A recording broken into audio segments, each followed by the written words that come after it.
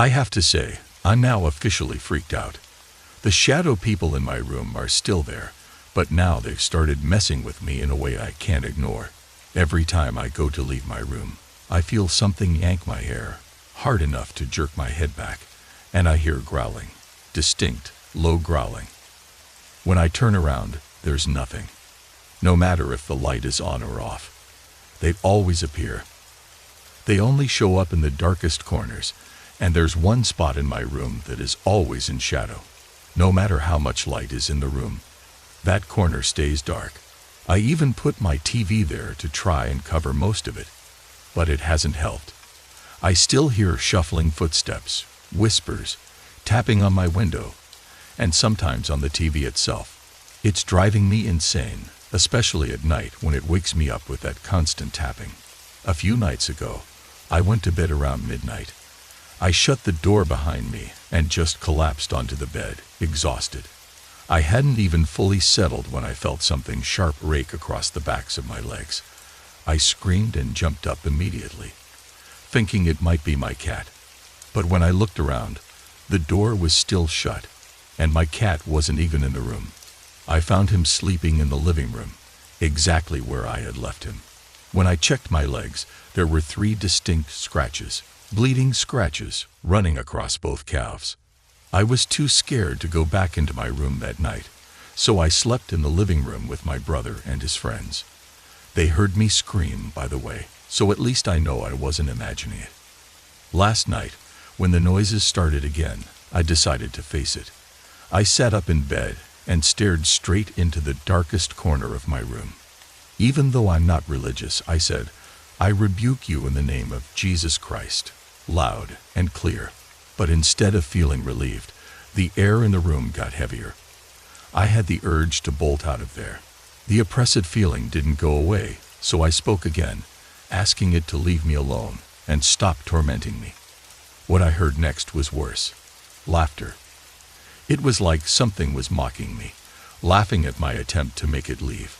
I've tried everything I can think of, but they keep coming back. I even looked into the history of the house, but found nothing. The only thing I can connect this to is an incident that happened when my friends dared me to enter a local cemetery alone. They pushed me over the wall, and I don't remember much after that. My friends told me that the moment I went over the wall, I started screaming and collapsed. I don't know if these shadow people are related to that incident, but it feels like they might be. I'm scared, angry, and frustrated. My mom doesn't believe me, even when I showed her the scratches. She just blames the cat and refuses to listen. I realize that people here might think I'm nuts, but I swear on my soul that this happened. I decided that communication was the only way to deal with the shadow people in my room. So 2 nights ago, I tried to make contact. Last night, I finally got a response, and even though I was sitting there hearing it, I couldn't believe it was happening. It was 11:00 p.m. when I entered my room, armed with a flashlight and a notebook. I had what felt like false courage, but I knew I had to try. I started taking notes to track the time and any responses.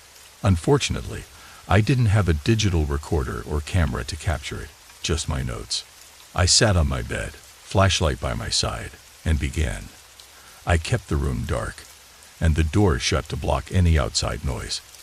I started with, "If there is any entity present, please make yourself known." But there was nothing. I kept trying. "If someone is here, can you make a noise so I know you're there? Can you manifest so I can see you? Why are you here?" Nothing. After a while, I started feeling foolish. I was about to get up and turn the light on when I heard a loud crackling noise at the foot of my bed. Startled, I looked at the clock. It was 12:37 a.m. I sat still, waiting to hear the sound again, and when it came, I realized it was coming from my stereo speakers, which sit on a shelf directly at the foot of my bed. I grabbed the flashlight and checked the wires, thinking it might be a technical issue, but everything seemed fine. To be sure, I unplugged the stereo. I went back to bed, scanned the room with the flashlight, then turned it off. With my pencil ready, I asked, "Is there anyone in this room with me?" The speakers crackled again, and I felt my heart race. I knew for a fact that the stereo was unplugged. I checked again, confirming what I already knew. No power, no reason for the speakers to make any noise.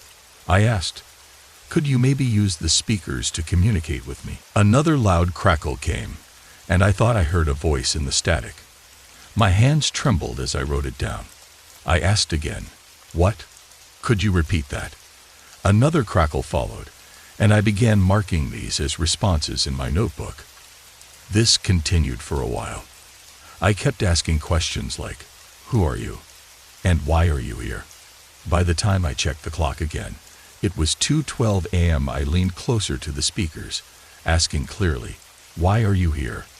The response was quieter this time, like a radio tuning into a faint station, and I swear I heard the word, "Stay."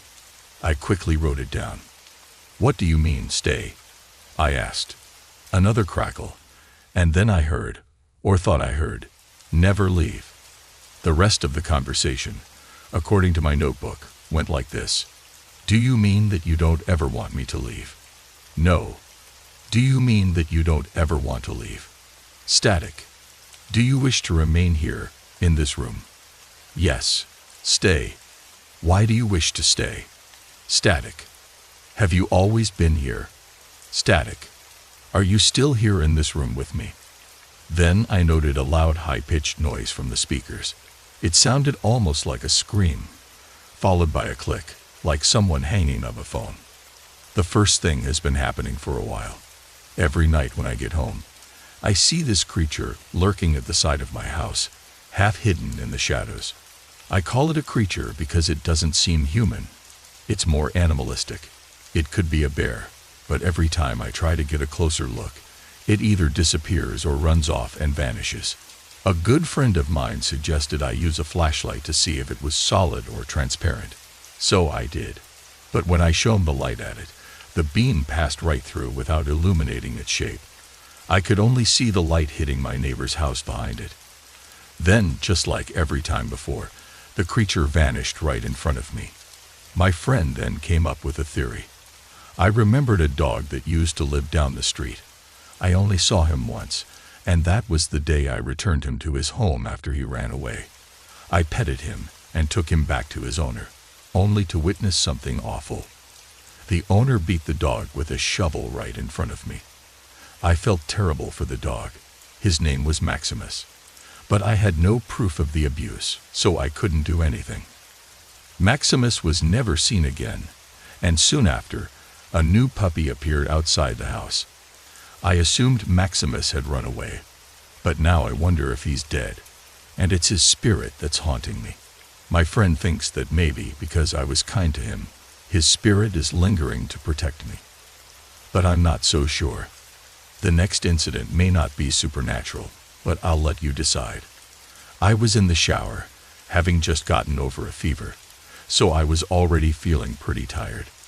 I began to feel like I was being pulled into sleep, but I resisted. Then I looked down and saw blood in the water. Confused, I bent down, trying to figure out where it was coming from. And suddenly, it started running down my leg. I lifted my hand and saw a massive gaping wound on my wrist, blood oozing out so dark that it looked almost black. Shocked, I checked my other wrist and found the exact same wound. I panicked, screaming and crying as I grabbed a towel and pressed it hard against both wrists, trying to stop the bleeding. I sat in the tub, weeping, holding the towel tight. Then I woke up, still sitting in the tub with the shower running.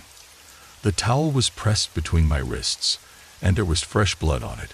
But when I looked, there were no wounds, no cuts on my wrists at all. I don't know what caused this or if it was something supernatural. I guess that's up to you to decide. Finally, last night, something strange happened again. Around 11, I heard someone angrily whispering my name. When I sat up, I was slapped across the face. It wasn't pleasant, but that's all that happened. I don't know what's going on, but I'd appreciate any insights. My husband was stationed at Eft. Wainwright, AK with the Army. We lived on base in some of the oldest family housing there. The house was built in the 1930s and had originally been used as barracks before it became family housing. Almost as soon as we moved in, I had the feeling that we weren't alone in the house. Not long after we settled in, I started having nightmares, which is unusual for me, and I would wake up in the middle of the night feeling like something was standing over me. My cat often stared at random spots on the walls or ceiling, and my dog would bark and growl for no apparent reason. Sometimes, even when I was alone, I'd get the unsettling feeling of being watched. I've had paranormal experiences before, but I didn't feel threatened by whatever was in the house, at least, not at first. Then things started getting a bit stranger. It all began with a remote control disappearing. Naturally, my husband and I blamed each other, thinking one of us had misplaced it. We searched the house top to bottom, tearing it apart, but we couldn't find the remote anywhere.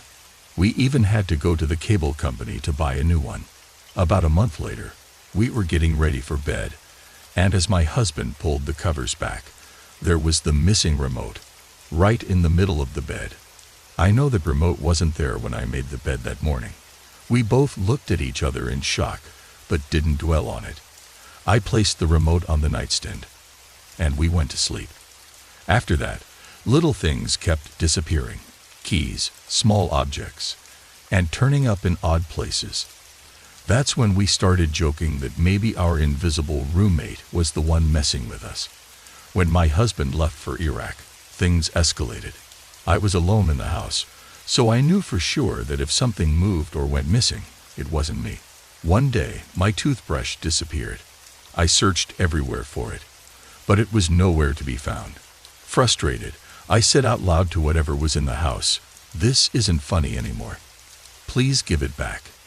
The next day, I found my toothbrush sitting on a shelf in the mudroom, a place I would never have put it. After that, the disappearing objects stopped, but I started getting an intense feeling of being watched, much more frequently than before. There were times when I felt uncomfortable, even scared in my own home. One night, the feeling got so overwhelming that I asked a friend to come over and stay the night because I didn't feel right being alone. We hung out for a while, and then went to bed. I hadn't even fully settled down when I heard her door slam shut. I jumped out of bed and rushed to her room. She was terrified. She said she had watched the door slowly close on its own, and just before it shut, it slammed violently. Keep in mind, this was in the dead of winter in Alaska, with temperatures at -40 degrees outside. There were no windows open, and no drafts could explain what happened. After that, we both decided to sleep on the couch together that night. Not long after, I was offered the chance to move to a different house, and I didn't hesitate to take it. I've had a few experiences since I moved to my current house, though not all of them happened here. I'm Christian, so I don't believe in ghosts as much as I believe in demons, but sometimes I catch myself doubting that belief. A few years ago, when I can't remember exactly, maybe 2 or 3 years back, the blanket I had covering my window was removed so that my blinds could be fixed and proper curtains put in place. One night, while my window was unblocked, I woke up and saw a dark figure of a woman standing at the end of my bed, staring out the window. Almost as soon as I sat up, she turned and looked directly at me. I couldn't make out any specific features except for her bright yellow, almost golden, eyes that immediately caught my attention. She appeared solid because I could see the light shining on her. As soon as I took it all in, I fell back against my pillows and drifted back to sleep, all while she kept her gaze locked on me. The next thing I knew, my mom was waking me up, telling me I had to get out of bed. I didn't experience anything similar for a long time, until about a year ago. I had a dream that I was in my school cafeteria and saw a dark figure of a boy sitting alone. I didn't realize it at the time, but he looked a lot like the woman I had seen at my window. I sat next to him and started talking, and when I asked his name, he smiled and wrote it down on a piece of paper. His name was Ty. I still remember the elegant way his handwriting looked with its scrawly letters. The next moment, I was walking down the hallway when I saw a painting of a shadow with golden eyes, and I immediately knew it was Ty. I rushed back to the cafeteria, but when I got there, all the lights were off, and everyone was huddled on the floor, terrified by the strange noises coming from the ceiling. All I could think about was how I knew it was Ty causing the chaos. I woke up soon after, again to my mom telling me to get up. Since then, I've only talked about these shadow figures 3 times. Once with my mom while we were watching a Sylvia Browne special on Montel, though I only told her about the woman.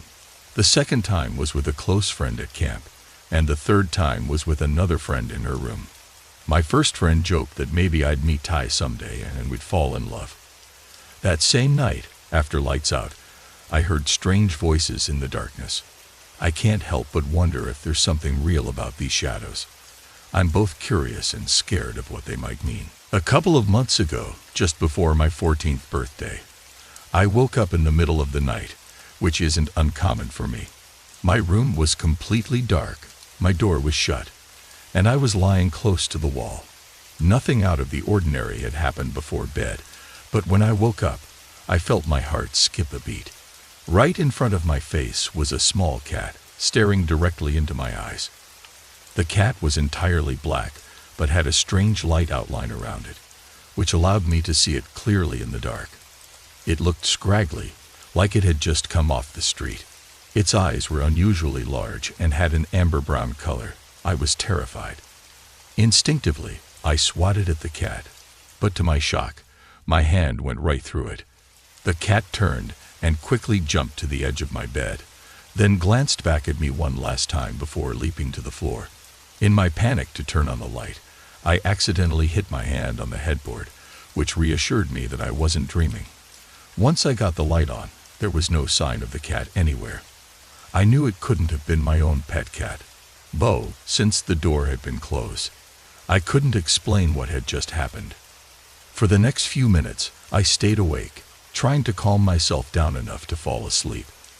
After that experience, I started sleeping with my door open and going to bed before my mom, so the hallway light would stay on. Since then, I haven't seen the strange cat again. However, now my cat Bo comes into my room almost every other night and stays with me until I fall asleep. He usually lies at the foot of my bed and stares at the door for no apparent reason. It's strange, but his presence actually makes me feel better. This experience has only reinforced my belief that there's some sort of unusual activity happening in my room. I'm not entirely sure if this happened in Alaska or not, but it's a story my grandpa told me. And no, it's not fake. He said it really happened to him. One morning, quite early, my grandpa woke up to the sound of a dog barking. When he opened his eyes and looked around, he saw a ghostly-looking dog, a lab, sitting by his bed and barking at him. Grandpa, not particularly fazed by the ghostly appearance, told the dog to go home and then went back to sleep. The dog disappeared, and that was that. But a week went by, and the ghost dog kept reappearing, barking at him. Sometimes Grandpa would wake up, and though the dog was no longer there, he could still hear it barking. Eventually, Grandpa decided to ask my Grammy what he should do. Grammy had a reputation for being able to see and talk to ghosts regularly. After hearing the story, she told Grandpa that the next time he saw the dog, he should ask it what was wrong. So, the next morning, when the ghost dog appeared again, barking like usual, Grandpa followed Grammy's advice. He sat up, looked at the dog, and asked, "What's the matter, little fella?" To his surprise, the dog responded, actually talked, and told him the story of why he was there. The dog explained that when he was alive, he had a master, a young girl who was his best friend. He loved playing with her, and one of their favorite games was hiding her toys. Recently, he had hidden her favorite doll in the woods nearby. The girl was upset because she couldn't find it, and the dog wanted to retrieve it for her. But before he could, he was hit by a truck and killed. The dog then asked my grandpa if he could go find the doll and return it to the girl. Grandpa agreed, and the dog told him he had hidden it under a maple tree in the woods. That day, Grandpa went into the woods And sure enough, just as the ghost dog had said, right under the only maple tree for miles, there was a little toy doll. Grandpa picked it up and returned it to the girl. The next morning, Grandpa woke up again to find the ghost dog by his bed.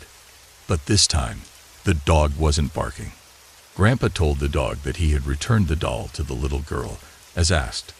The dog thanked him, and then disappeared, never to be seen again. I think this is a sweet story, and the dog seems like such a good spirit. I shared it with many of my friends, and since my grandpa is disabled and can't tell it himself, I wanted to share it here as well. It just goes to show that not all ghosts are bad. Sometimes, you just need to ask them what they need so you can help them move on. My husband re-enlisted for Fort Wainwright, Alaska in April 2002. We left Fort Benning in September that year, taking a month of leave to visit home before flying out. We knew we were heading into one of the coldest places on Earth during the winter months, and it was an active earthquake zone too. But we were excited to start this new adventure. After 3 weeks in lodging, we finally got a house in Birchwood. It was a cozy townhouse-style home, and we settled in quickly. I don't remember exactly how long we had been there before I had my first experience, but the activity continued until we moved out in April 2006. My husband worked the night shift on patrol a lot during the first year we lived there.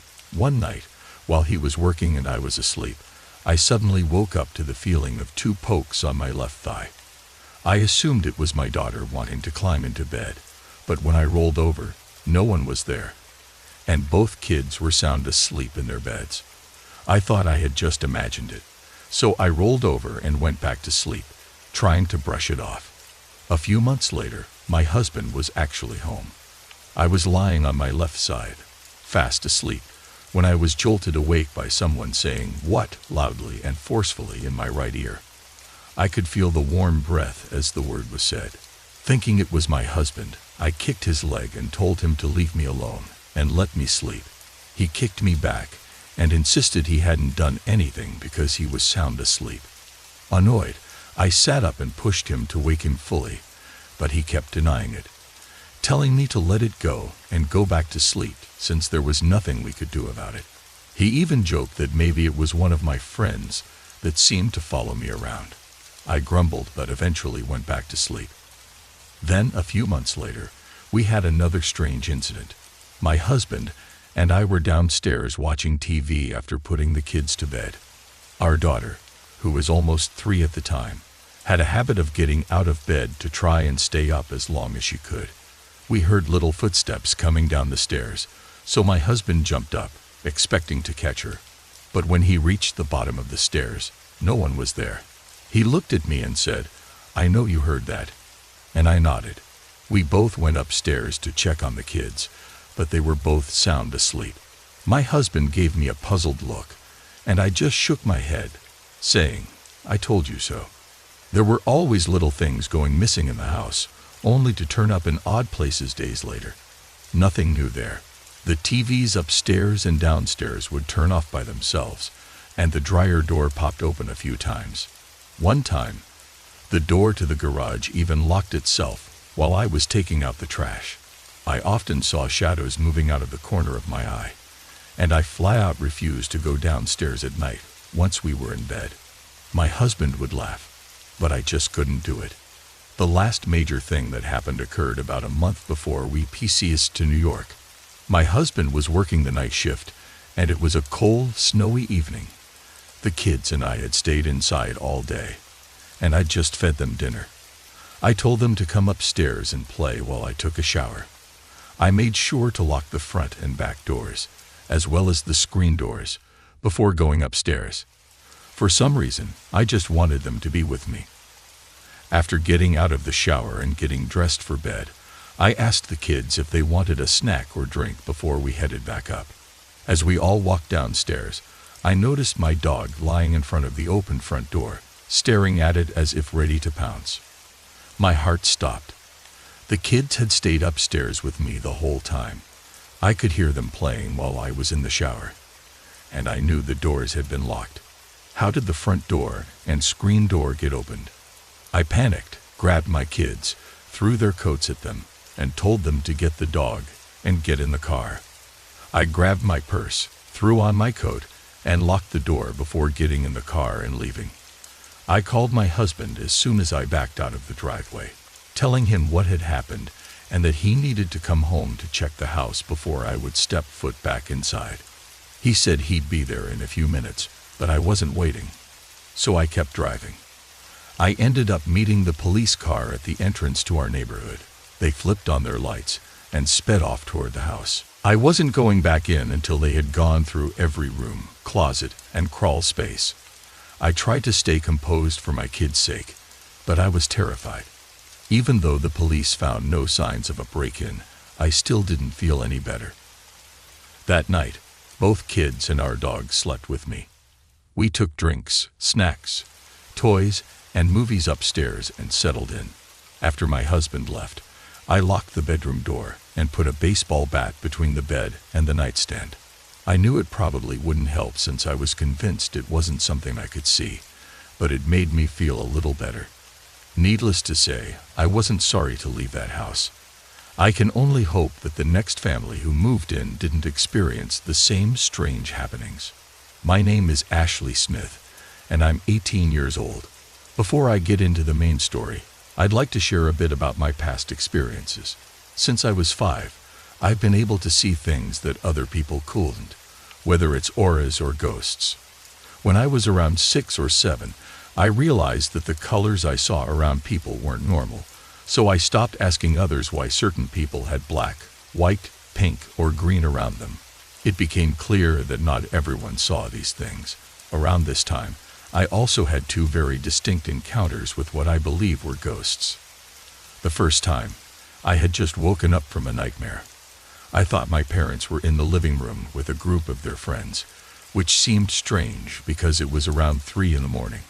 I peeked around the corner and saw the living room full of people I didn't recognize.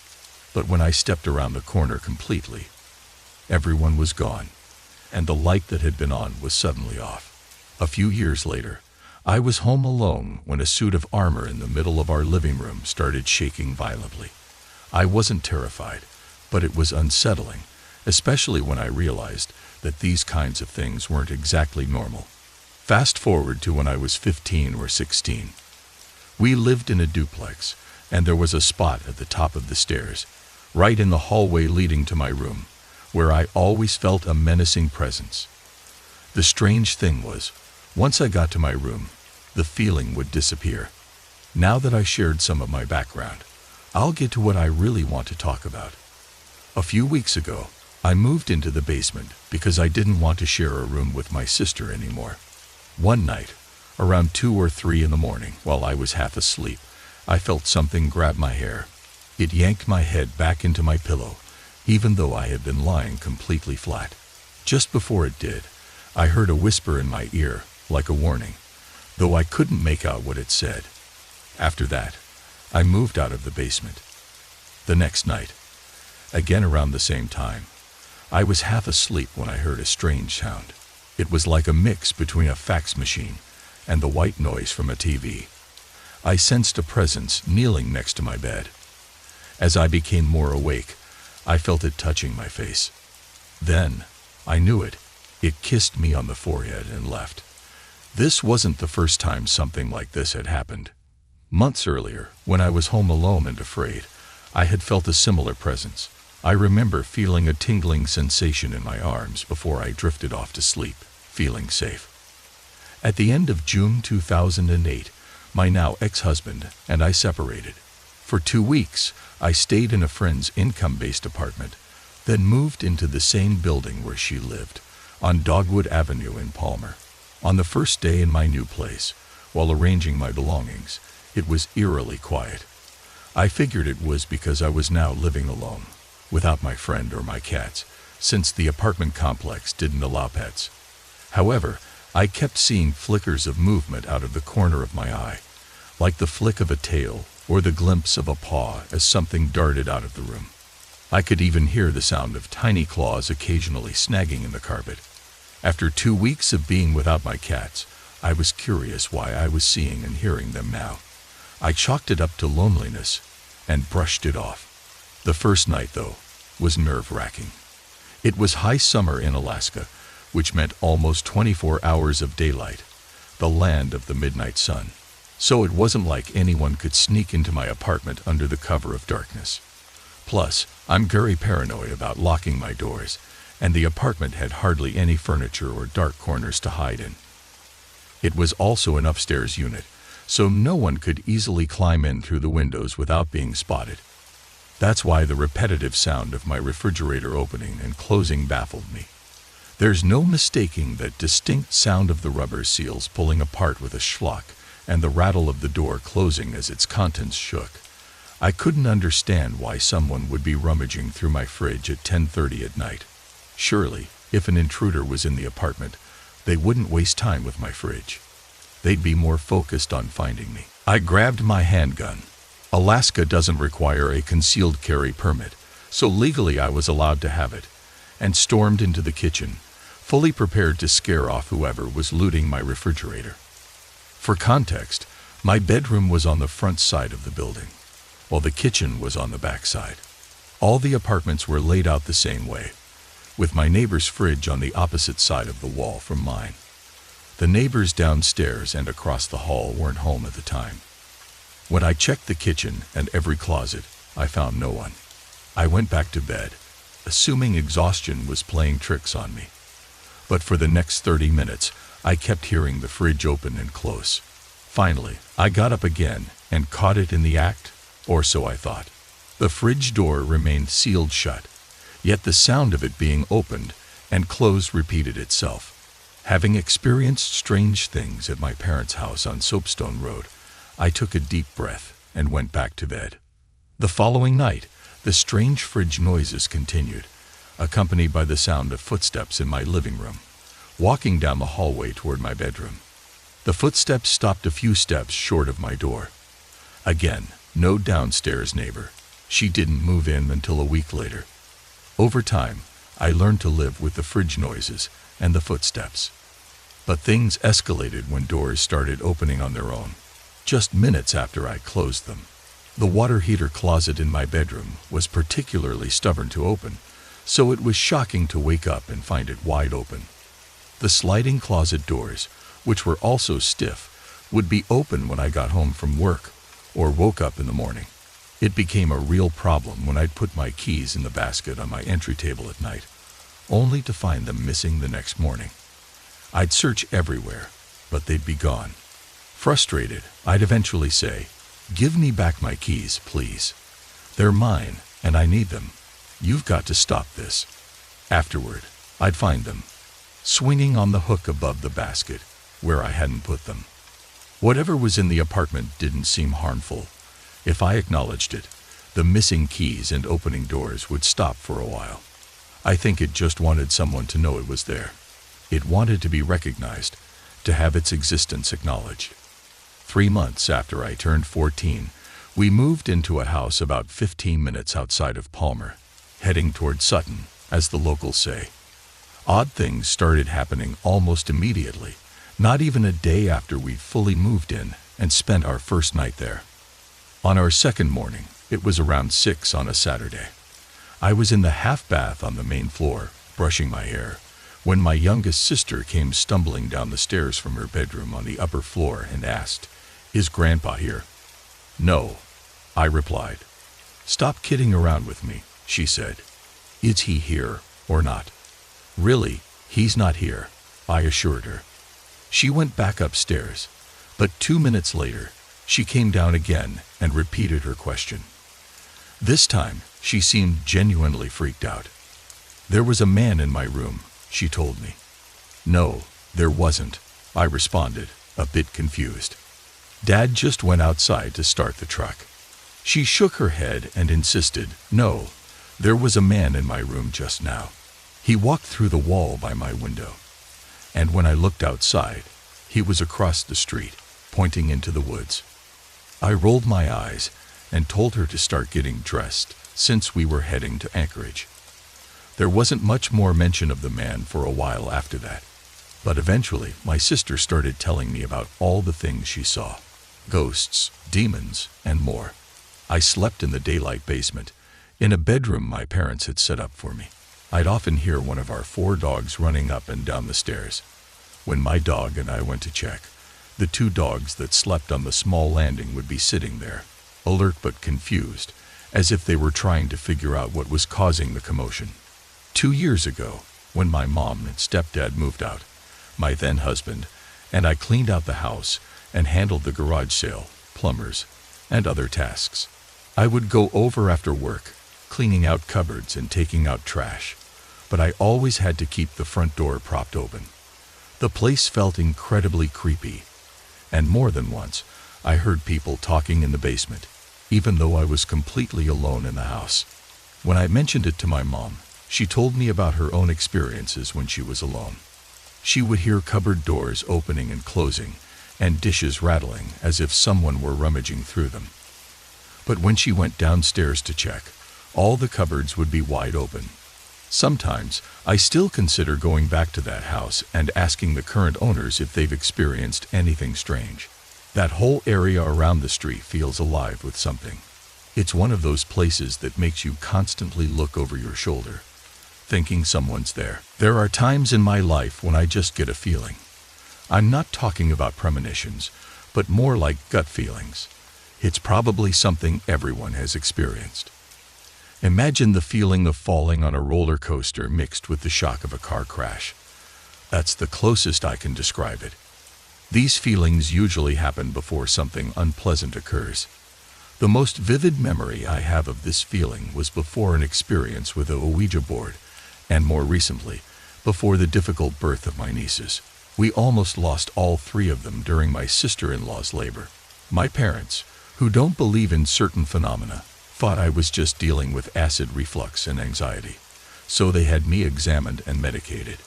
But I truly believe I just learned to trust my gut and listen to what my body tells me. I don't think I'm special, but I do believe in following my instincts. Recently, I moved away from my old residence to a house far from my family and friends. It's a completely new environment for me. While I understand that stress can do strange things to the body, there's a difference between stress and the unusual things happening in my home. The house I moved into has a long history, though not necessarily a dark or mysterious one. My research revealed that an elderly woman had died peacefully in her sleep here. There was also a period when a woman hoarded animals on the property. While they were kept in relatively good condition, the house's price had dropped because of the hoarding situation. Besides that, the home isn't located near any burial grounds, churches, or rivers. It's just at the end of a neighborhood road in a small town. I've been trying to convince myself that the strange happenings are just a result of stress, but my gut tells me otherwise. Strange shadows, sounds, smells, and an odd animal have all become part of my experience. I first noticed something was off when my 2 older rescue dogs, Cardamom and Damiana, started acting weird. Cardamom, a massive shaggy mix who was abused as a pup and is now deaf, began following me everywhere, despite his hip issues. Damiana, a pit bull mix who was used as a bait dog, started standing guard, placing herself between doors and me. Both dogs became anxious when I went into the dining room, which has double glass doors leading to the backyard and a wooded area. I rarely go in there, but now if I even approach, Damiana blocks my path, and Cardamom howls if I step inside. At first, I thought their behavior was just odd but harmless. Then I began noticing a strange smell around the side of the house near the backyard. It wasn't unpleasant, more like decaying leaves, wood sap, and something else. It reminded me of an air freshener, though the smell sometimes became overpowering and acrid. Soon after, strange noises started. At first, it was just scratching at the double doors leading outside. I assumed it was debris or raccoons, but I never found any evidence of animals. The scratching continued, and at night, I'd hear whimpering when I was about to fall asleep. Thinking it was Cardamom needing help onto the bed, I check, only to find both dogs already settled. The sound stopped as soon as I left my room to investigate. It wasn't until I started seeing shadows that I began to get that familiar gut feeling. I'd catch glimpses of a large, hunched shape out of the corner of my eye. When I turned to look directly at it, the shadow would disappear. At first, it stayed near the living room window, and I tried to dismiss it as my imagination. But when I began seeing it near the tree line in the backyard, I started getting concerned. One day, I walked into the dining room alone, without my dogs, and opened the door to call to the shadow, thinking it might be a stray dog. But as soon as I pushed the door open, I felt my stomach drop, like I was facing an oncoming truck. The shadow seemed to turn toward me and hunch up. I froze, unable to move or close the door, until Cardamom howled, snapping me out of my trance.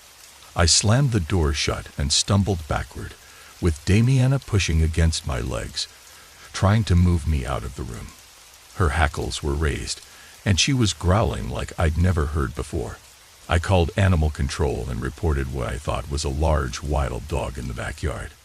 When the officers arrived, my dogs were friendly at first, but as soon as the officers started approaching the woods, both dogs became anxious and began pacing. The officers searched the area for a few hours, but found no sign of the animal, though they did spot large dog tracks near the house. A few months later, I had a fence installed, but the strange occurrences didn't stop. One early morning, while out walking my dogs, my sister-in-law called me in a panic.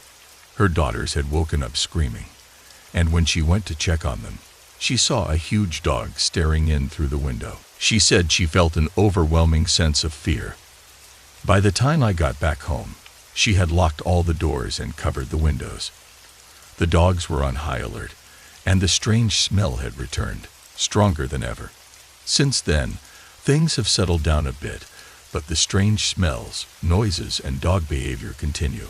I've even adopted another dog, Anemone, who joins the others in guarding the house, especially near the woods. I haven't seen the shadow since, and a large animal hasn't made another appearance. Still, I can't shake the uneasy feeling I get when I'm near the woods. Despite my efforts to explain everything logically, there's a part of me that can't ignore my gut feeling. Maybe it's just a wild animal too close to civilization, or maybe it's something more. Either way, I can't seem to shake the sense that something strange is happening here. I commute from Wasilla to Anchorage 5 days a week for work. Depending on the traffic, the drive can take anywhere from 45 to 90 minutes. I'm usually out the door between 7 o'clock and 7:15 in the morning. On this particular morning, I was feeling sluggish, so I grabbed a cold breathe before hitting the highway. There are a few familiar landmarks on the way from the Mat-Su Valley to Anchorage, and one of them is the steam power plant just before Ship Creek, near the Army base. I had drunk about half of my che by the time I was nearing town. The cool air from the vents was blowing in my face, and the summer sun was already up. As I rounded the last curve before the power plant, something caught my eye that sent a chill through me. A man wearing a blue button-down shirt and khaki slacks was crossing the busy highway from the median. His dark hair was short and slightly wavy, and his hands were stuffed in his pockets. He wasn't even looking up, his eyes downcast, as he crossed 2 lanes of heavy morning traffic. I was stunned that no one had slowed down for him, and I briefly thought that he must not care about his life to cross a highway like that, especially during rush hour. I also wondered why no one else seemed concerned. No one was slowing down. I was in the far right lane, the third and final lane from the median. I started to apply the brakes as the man was only a couple of steps away from entering my lane. Then, in the blink of an eye, he vanished. I almost had a panic attack. I checked my rearview mirrors as I drove over the spot where he should have been, to make sure I hadn't hit him or that someone else hadn't run him over. But there was nothing, no sign of him at all. No flash of blue, no cars screeching to a halt, nothing. It suddenly hit me that not only had the man crossed the busy lanes without being hit, but he had moved through the fast-moving traffic as if nothing could touch him. He passed in front of or behind cars without them slowing down or swerving, and just as he was about to step into my lane, he disappeared. That's when I realized I hadn't seen a living person. It was a ghost. I told the story to a few people as a "that's freaky" kind of tale, but no one took me seriously. That was until a Native American gentleman started working at my office. He and his wife had moved up from Washington, and sometimes I would give him a ride home since he lived out in the valley too. One day, we got to talking, and when I told him my story, he gave me a strange look. He told me that he had seen the same man in blue, but on the opposite side of the highway, walking along the edge. This coworker has had several paranormal experiences, so I know he wasn't just humoring me. He's validated other strange occurrences for me before, so I trust that he wasn't making it up. It's strange, but at least I know I wasn't the only one who saw the man in blue. The first incident I want to talk about happened sometime around November or December. As I've mentioned before, I live in Wasilla and work in Anchorage, which is about 50 miles apart. In the winter, it takes me about an hour to get home if conditions are decent. Alaska may be known as the land of the midnight sun, but that only lasts for 3 months during the summer. In the winter, it's dark almost all the time, and that plays a part in this story. On one particular evening, I stopped by Fred Meyer's, or Kroger's, depending on where you are, just a little past my apartment. I forget what I needed, but I remember the time. It was 6 p.m. As I got out of the car, I felt a pressure on my left shoulder, like someone was placing a couple of fingers there and gently pressing down. It wasn't strong, but it was noticeable, and there was no one around. It felt strange, since I didn't have a purse or anything on that shoulder, so I quickly checked my jacket and shirt, thinking maybe something was out of place. Nothing. I brushed it off, assuming my body was just stiff from sitting at a desk all day and then driving for an hour. The next evening, my phone buzzed while I was driving home, but the road conditions weren't great, so I didn't check it until I pulled into my parking spot. The missed call was from my ex-husband. My eyes teared up, and I instantly knew why he had called. Even though we hadn't been on great terms since our split, I had asked him to let me know when his grandmother passed away. I didn't expect him to follow through, but he had. When I called him back, I didn't say hello. Instead, I asked, when and from what? He told me that his grandmother had passed away at 6 p.m. the previous evening, the exact moment I had felt that strange pressure on my shoulder. Her passing was tough, but she was doing something she loved. She had been stubborn her whole life, refusing to give up smoking even when it affected her health. That stubbornness was one of the things I had always admired about her. I still can't explain why, but I think she came to say goodbye, even though I know she didn't think much of me. After this, I talked to my coworker, T, the one I mentioned in the power plant story. I told him I'd been noticing some strange things, like seeing things that weren't there and catching movement out of the corner of my eye. T shared with me that, for his people, December and January are a time when spirits are more active, almost like a long Halloween season. He admitted he didn't like looking outside after dark during those months, and I understood why. Alaska winters are almost always dark, and shadows seem to move in ways they shouldn't. I often felt things moving around my legs, like a cat brushing against me, even though nothing was there. There was just an odd sense of activity in the air, like something was always around. One night, there was a fatal accident on the highway. I was driving outbound, and the accident was on the inbound side. As I passed by, I saw a dark outline of a huge bird sitting on the guardrail. It freaked me out for the rest of the night. Interestingly, as January came to a close, the strange occurrences seemed to fade.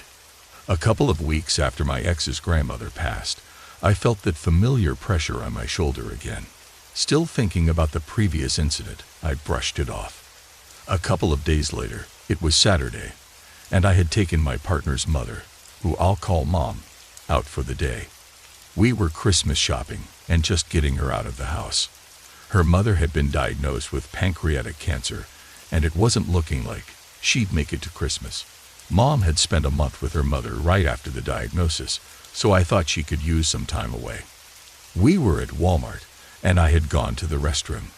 When I came back, Mom was on the phone, clutching it with tears running down her cheeks. Her mother had just passed away after being in a coma for 48 hours. The kicker? Her mother had fallen into the coma around the same time I had felt that strange pressure on my shoulder. I didn't know about the coma until Mom got off the phone and told me what had happened. So, does anyone have any thoughts or ideas? I should mention that my mother has some Native American ancestry, though I'm not sure which tribe or how far back it goes. I'm offering this information in light of what T told me about spirits being more active during the winter months. Nothing more. I live up here in Juneau, Alaska, and while I've experienced several unexplained events, only one has truly scared me. It happened just yesterday morning, at 8:15 a.m., Alaska Standard Time. I woke up at exactly 8:15. I know because I was really tired, having fallen asleep at 6:30 and checked my phone when I woke. The first thing I heard was a noise coming from my bedroom door. It sounded like someone sliding a key into the lock, but it wasn't being done the way you'd normally expect. At first, I thought it might be my friend Chris, who I had been hanging out with the night before. I considered the possibility that he had my keys, since I might have left them at his place. I was so exhausted that it didn't occur to me right away that I'd needed my keys to get into the house. Then I thought maybe someone was trying to break into my room. I lived with 4 other people in a duplex, 2 on each side, and I was supposed to have spent the night somewhere else. My car wasn't in the driveway, so it seemed plausible that someone might think my room was empty and was trying to steal something. When the sound of the key stopped, I saw the lock on my door turn from vertical to horizontal. That's when my heart raced because the door slowly opened about 3 or 4 inches, and a figure stood in the doorway. It just stood there, staring at me. I called out, "Chris. Zach? Hello. Can I help you?" But there was no response. I couldn't tell who it was, or even if it was someone I knew, because all I could make out was a shape in the doorway. We have a fish tank in the hallway that provides a bit of light, but all I could see was a dark figure. The person, or whatever it was, didn't make a sound and didn't step into my room. It just stared at me for about 5 seconds, then quietly closed the door, just as silently as it had opened it. For a few moments, I sat there, trying to process what had just happened. I had no idea who or what was at my door, and I wasn't about to rush out into the hallway and risk running into an intruder. I decided to open the door very slowly. When I did, there was no one there. I quickly shut the door, locked it, and placed my wheelchair — I had a broken leg — in front of it. I locked the wheels and sat in it, just to feel safer. I texted my roommates to see if they had been messing with me, but they were all asleep. We checked the entire house for intruders, but no one was there. Later, I asked my roommate, who had installed the lock on my door, if he had come into my room for any reason. He said no and reminded me that I had the only key to the room. That's when I decided to install a bolt lock and remove the old door handle. My roommates think I'm crazy or that I was dreaming the whole thing, but I know what I saw was real. The door was locked when I fell asleep, and it was unlocked when I woke up to open it. I don't sleepwalk, and I certainly wasn't sleepwalking that night because of my broken leg. To make things even stranger, later that same day, I found out there had been an exorcism in the house at some point. After putting my desire for children on hold for almost 8 years, my fiancé finally decided he was ready to try for kids. The last possible conception date was January 26, 2011. I know this because I had been using the fertility awareness method, FAM. My first ultrasound was on March 9th, and I was crushed when the doctor told me I had a blighted ovum. The best way to describe it is a genetic miscarriage. Something went so wrong when the egg and sperm met that the embryo didn't form. I had an empty amniotic sac inside me, which had tricked my body into thinking I was pregnant. The doctor explained that my sac wasn't as far along as it should have been. He measured from a conception date that was 2.5 weeks earlier than I had calculated. He asked me to return in a week for another ultrasound, and then we'd discuss the next steps. I was devastated, but I was coping. A week later, there was some growth in the sac, and a small lump had developed inside it. The doctor asked me to return again in another week. That weekend, I went shopping at Fred Meyer's. I sat in my car, eating a pretzel with cheese, enjoying the sunny day. Suddenly, a large, shiny black raven landed next to my car. I continued eating, amused by the raven hopping around near my vehicle. I thought it was a rare treat to see the raven up close. In the blink of an eye, 5 more ravens swooped in, surrounding my car. I was the only vehicle in the middle of their gathering, despite the parking lot being full. The first raven hopped onto the hood of my car, tilting its head from side to side, making soft chirruping sounds, not the usual harsh caw of ravens. Curious, I rolled down my window a bit and tossed a piece of pretzel on the ground. The raven hopped back down but ignored the pretzel.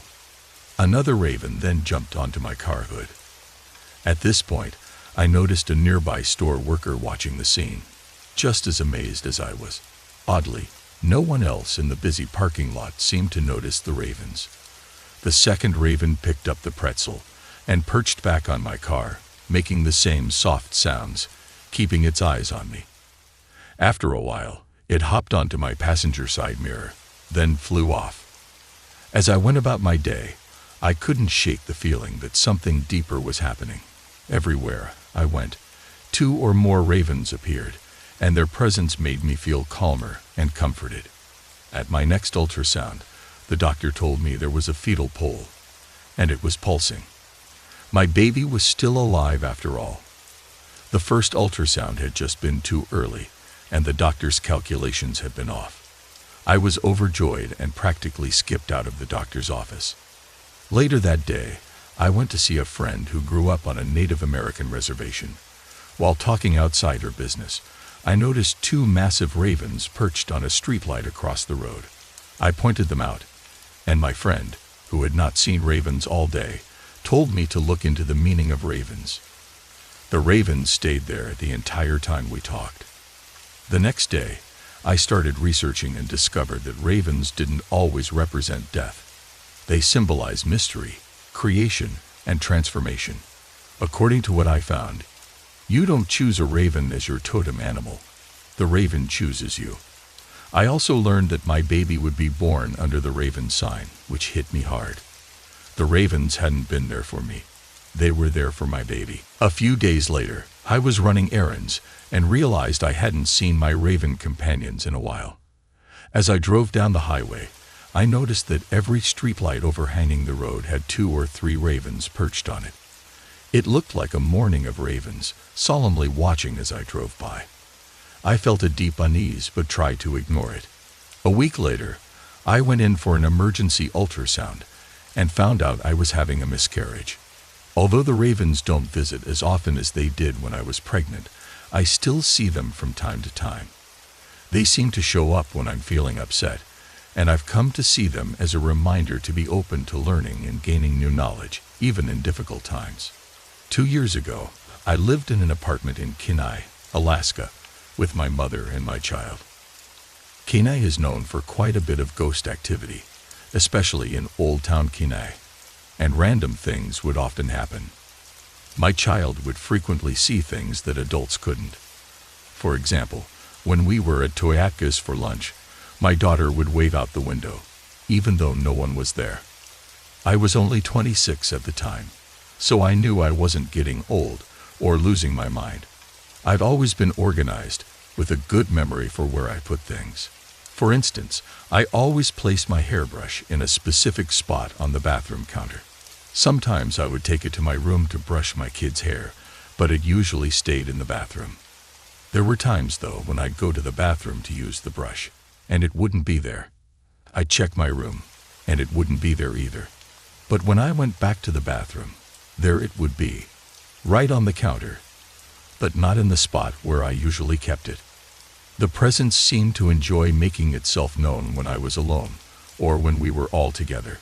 I'd hear noises in the kitchen when I was in my bedroom, and I'd check to see if my mom had returned with my kid, only to find the place empty. When we were all in the living room, I hear something fall in the bedroom or bathroom, but when I checked, everything was just as we'd left it. The most memorable incident happened one day when my mother, my child, and I were getting ready to leave. My mom and daughter got ready faster than me and headed out the door. I went into the kitchen to grab something, and I heard the door open and close again. I thought my mom had come back inside. We had an island-style kitchen, so you could walk all the way around through the kitchen, living room, and hallway. I needed to ask my mom a question, so when I was in the kitchen, I walked toward the door. I heard footsteps, so I assumed my mom was walking in the opposite direction. I changed directions, thinking we'd meet in the middle, but the footsteps changed direction too. I thought maybe if I went faster, I could catch up to her, so I started chasing the sound. But after a go-around, it hit me. My mom wouldn't be running away from me. I looked out the living room window, and there she was, sitting in the passenger seat of the car, waiting for me. Freaked out, I dashed out the door, joined her in the car, and told her all about my ghost chase. My first experience with the paranormal happened about 7 years ago when I was 17 years old. I lived, and still live, in Fairbanks, Alaska, one of the first American settlements in the Great North. At the time, I worked at the Pump House, a local restaurant that is also a historical site.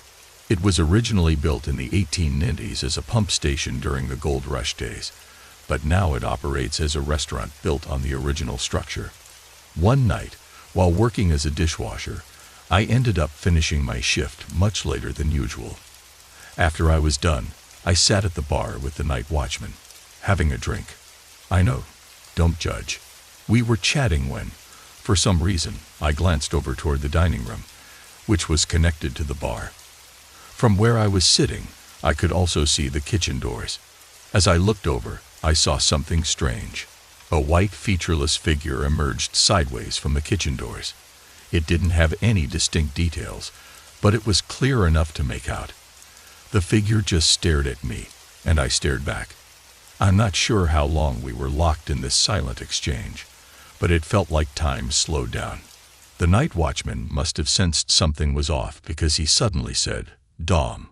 I turned to him, startled, and he immediately asked, "What did you see?" When I looked back toward the kitchen, the figure was gone. "You saw a ghost, didn't you?" he said. All I could do was nod. We checked the entire pump house, but everything was locked up. No one else was inside except the two of us. The night watchman started telling me about his own experiences, hearing voices, and on one occasion, getting into a physical fight with what he thought was a burglar. He described how they tumbled around the bar until he pinned the man down, and then the man disappeared beneath him. I'm not sure if his story was entirely true, as he was known for spinning tall tales, but based on the way he reacted to what I had seen, it seemed like he had experienced something similar.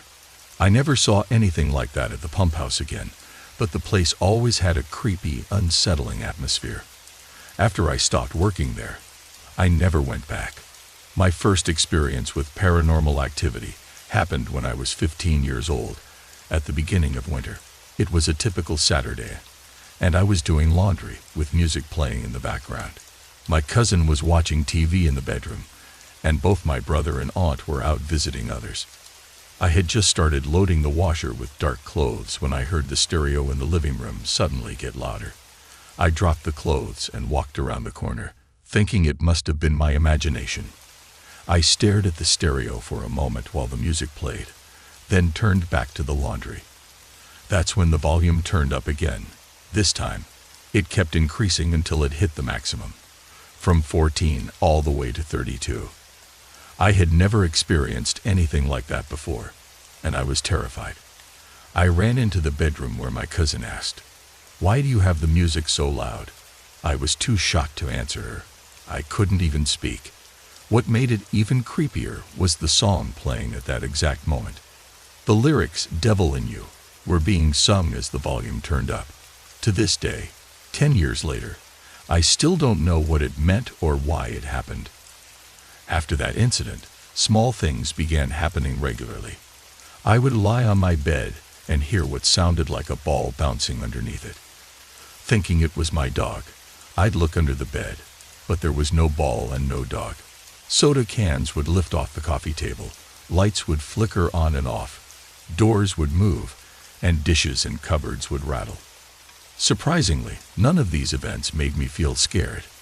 They became so frequent that they felt normal, though anyone else who witnessed them was amazed. I have a theory that this spirit or ghost has been following me wherever I go. In 2005, I moved to Anchorage, Alaska, and experienced the same things at my cousin's house and in my dorm room. In 2009, I moved out of state to Salt Lake City, Utah, and the strange occurrences continued. I've often felt like I'm being watched, but it never scares me. When I talk to my family about it, they suggest it could be the spirit of my dad or my aunt. I wonder if there's some insight that could help me understand what's really happening. In October 2010, I moved from my 3-bedroom duplex in Valdez, Alaska, to a 3-bedroom apartment in Seward. Little did I know, I was moving into a place where something, or someone, was already living. He was a nuisance, to say the least. The apartment had hardwood floors, and the doors were loud when opened or shut. In the middle of the night, I would hear him moving from one room to another. He seemed to be wearing heavy boots, making the sounds even more intense. It became almost routine for me to wake up after hearing these noises, just to check that the front door was locked and that no one was actually inside. I'd scan each room, finding nothing out of place. Sometimes, I'd even catch the faint scent of a masculine presence drifting through the hallway. This presence seemed to enjoy playing tricks on me, often hiding my belongings only to return them minutes later. For example, I would put my hair sticks in a specific spot at night, only to find them missing in the morning.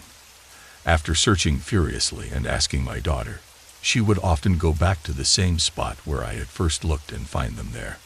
When I was home alone, I would occasionally feel like someone was watching me, though I couldn't see anything. Over time, I got used to it and just shrugged it off. But things escalated when he started messing with my food. I'd be cooking lunch or dinner, turn off the stove, and double-check that no red light was on indicating it was still heating. Yet minutes later, I'd smell something burning, only to find my meal ruined. Sure enough, the stove was back on, and the food was toast. After that, I had enough. I asked my mother to come over and bless the apartment. My mother's blessing ritual involved using about a teaspoon of olive oil. She would pray, "Lord, bless this oil, and make it pure and holy unto you," before blessing me and my daughter by placing an oil cross on our foreheads. She would then lay her hands on us, praying, "Lord, bless my daughters, and keep them pure and holy unto you. Write the truth on the tablets of their hearts. Shut all the negative doors in their lives.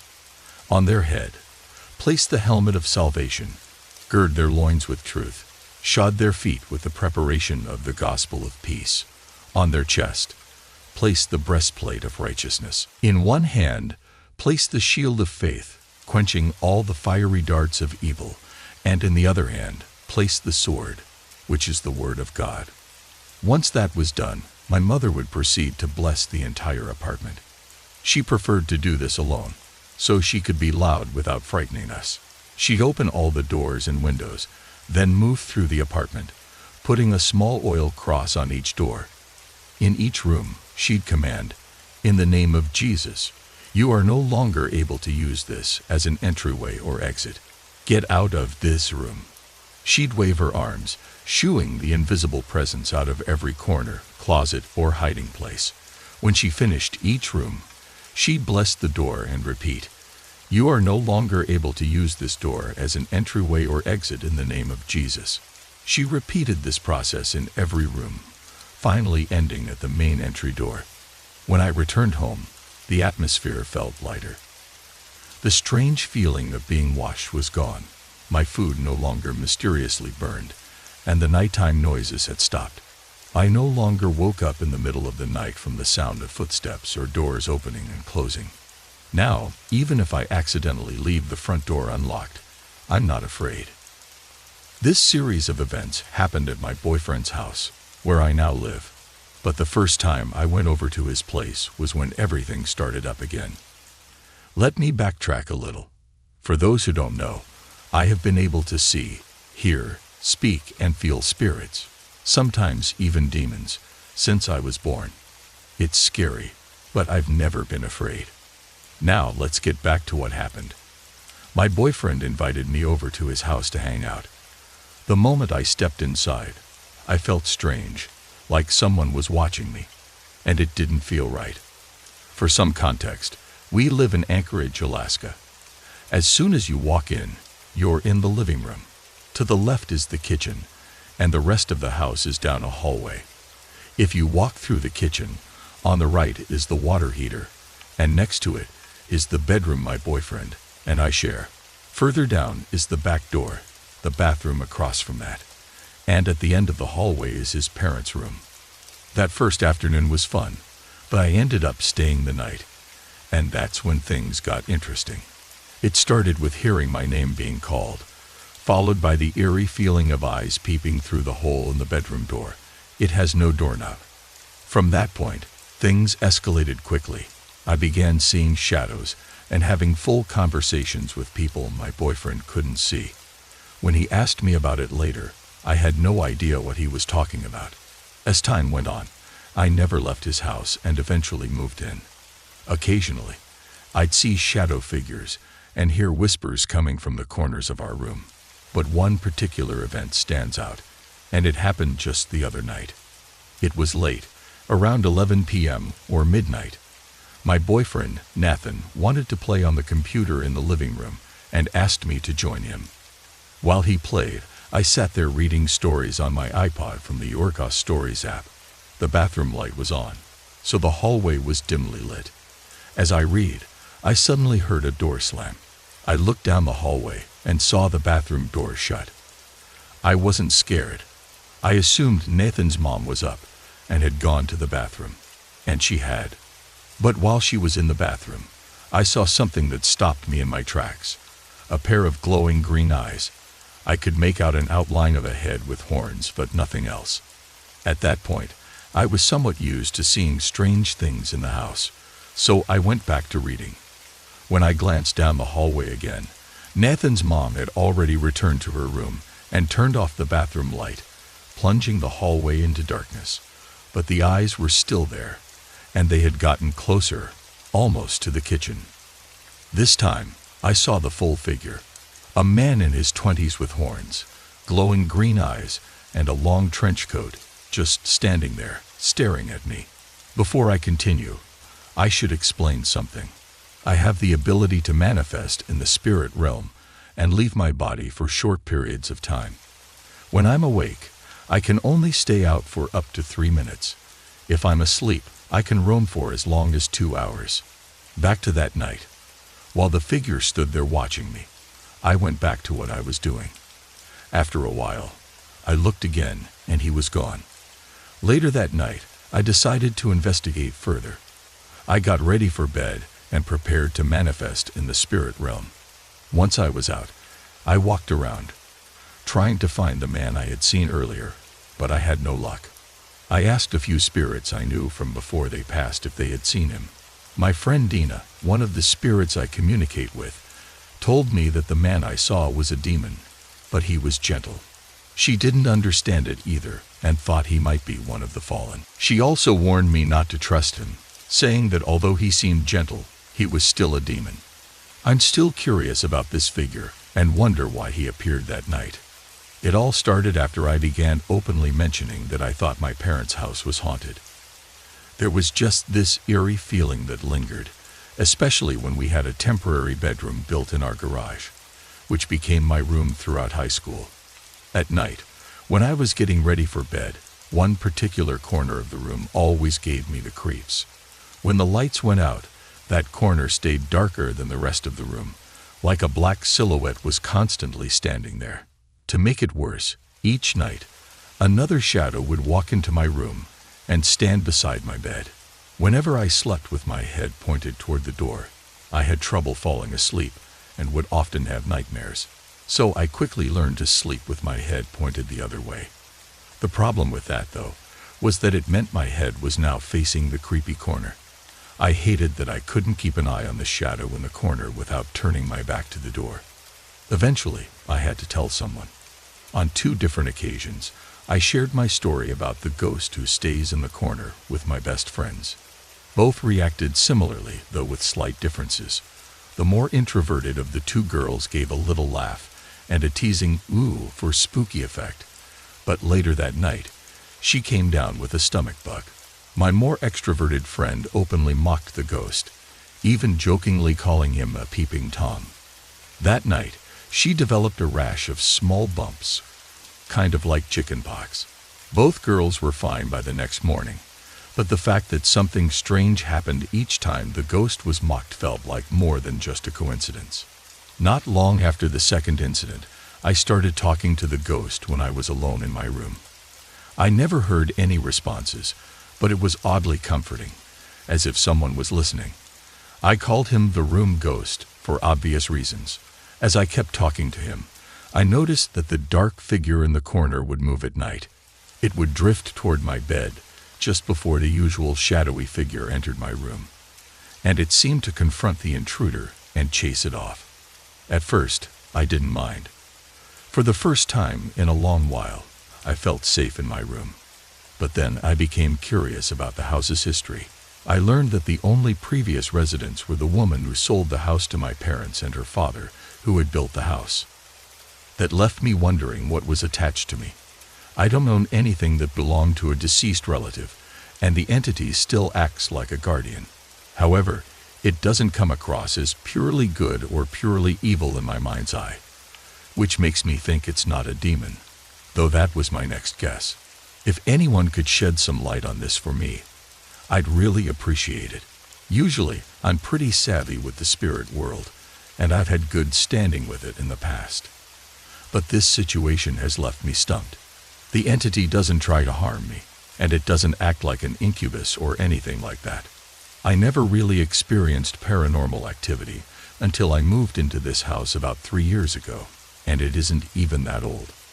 I've had nightmares my whole life, and every once in a while, I get night terrors. My dreams often take place in strange, otherworldly settings with scary people, and they terrify me. I've always been afraid of the dark, and odd things have happened to me in public, but I usually just brush them off. I often feel like someone is watching me. Sometimes it feels comforting, but other times it feels unsettling. One time, and this has happened at least 4 times, I was in gym class but forgot something in the locker room. When I went back in by myself, I heard footsteps next to me, and sometimes I even heard a voice say something random. But when I turned around, no one was there. I'd also noticed the locks on the lockers shaking, as if someone had just locked them. But back to the house. My house was built around 1995 to 97, and it stands out in the neighborhood. It's a cedar house with a large yard, unlike the smaller yards and painted houses around it. Inside, you often hear footsteps, running or jumping upstairs, especially in my little sister's room. My whole family has heard it. We've also heard the toilet flush by itself or strange noises coming from upstairs when no one is there. One of the strangest things happened a few months ago. My mom and I weren't getting along at all. During dinner one night, she said things that really infuriated me, and my dad took her side. I was about to explain my reasons, but my mom told me to just go to my room. I was so angry that I stormed out and slammed the door, which I never do. The next morning, my family, except for my dad, kept asking if I had turned off the light when I left the room. I told them no. I was the only one who could have reached the light switch because of the way the table was set up. They said the light wouldn't turn back on for most of the night. My mom and sister even joked that I was so mad that maybe my energy had caused the lights to go out. Then there was another time when I saw something that shook me. I was home alone, sitting on the couch, when I saw a 7 to 9 foot tall, hooded figure in the entryway. I heard something jump off the stairs, and I saw the shadow of this figure on the closet doors by the entry. I was in such shock that I couldn't move, so I shut my eyes, but I knew exactly what was around the corner. It felt so real.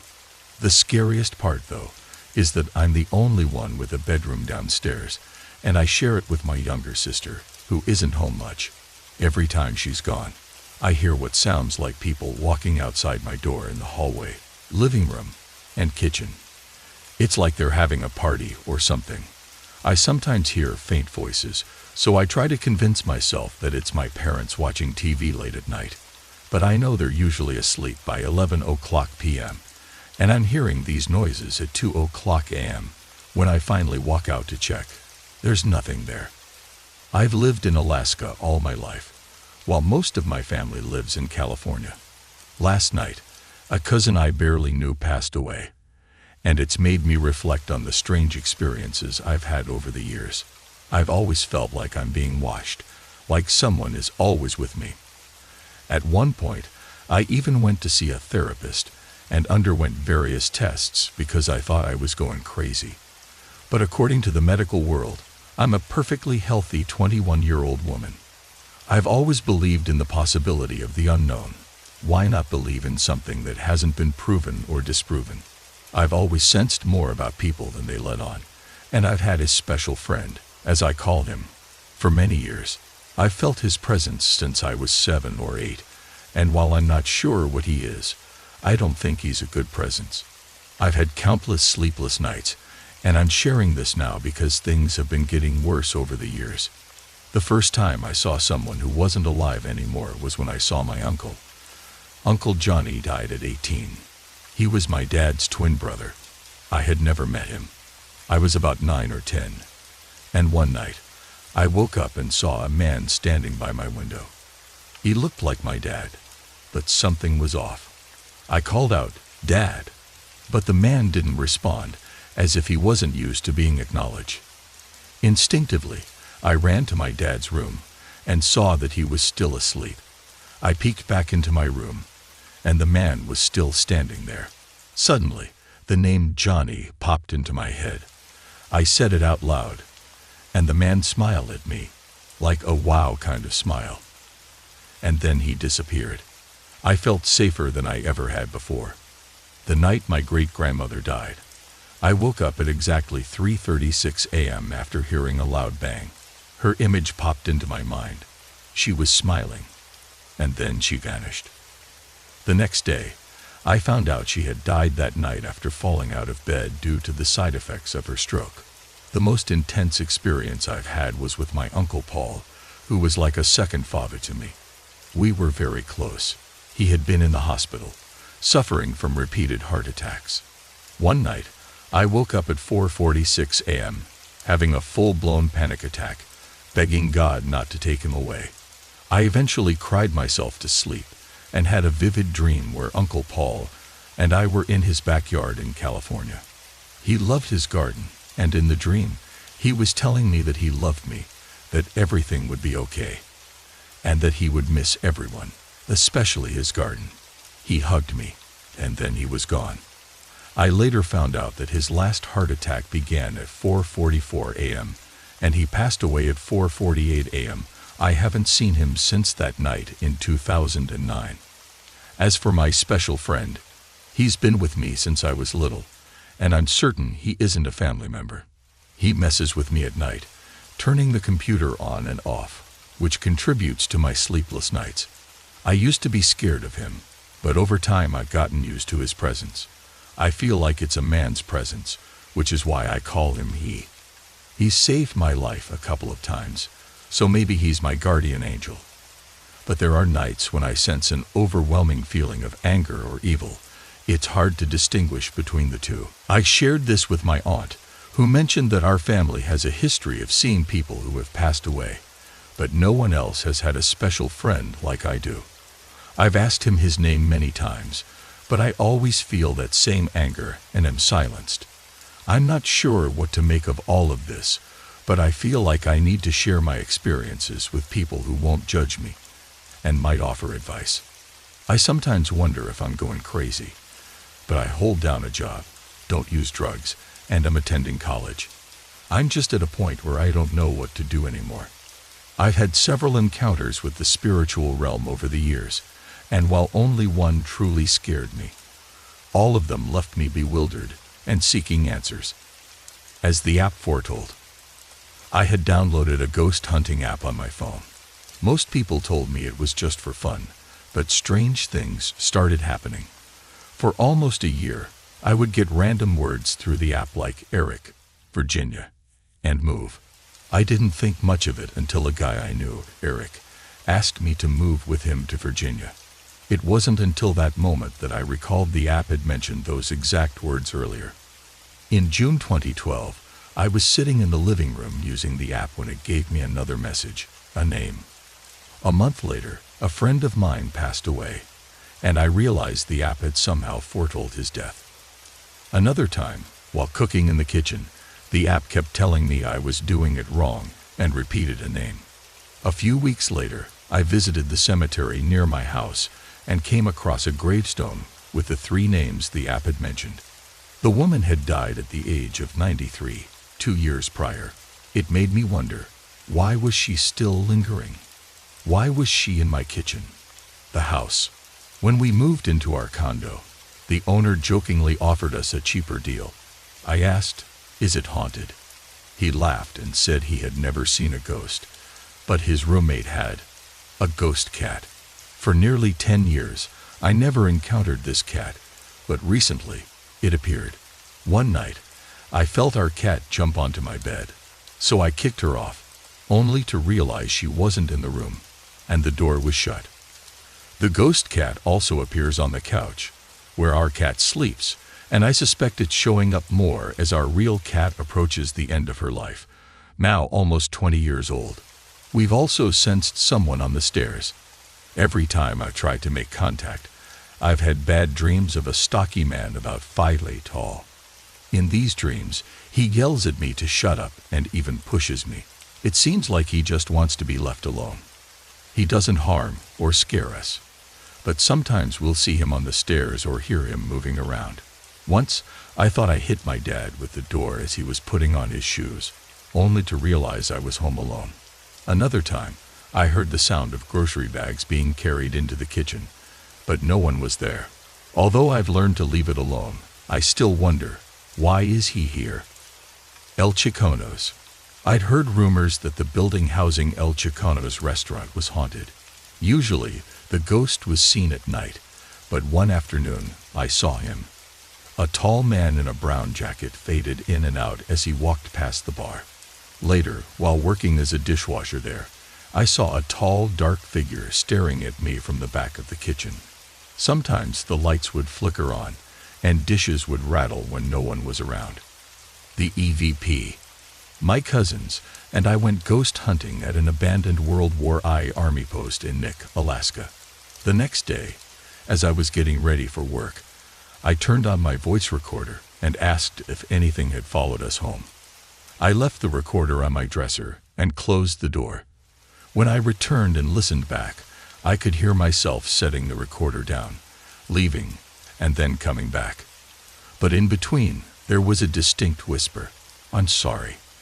I still don't know if it was someone who followed us home, the young man who died in a car accident near the property, or the neighbor who committed suicide. But whoever it was, I felt their pain, and they were truly sorry for whatever they had done. The show. One night, I was watching Paranormal State at my grandmother's house. The episode was about a girl possessed by Legion. Strangely, I knew what it was about before the show even said it. During the first commercial break, I heard loud scratching at the door.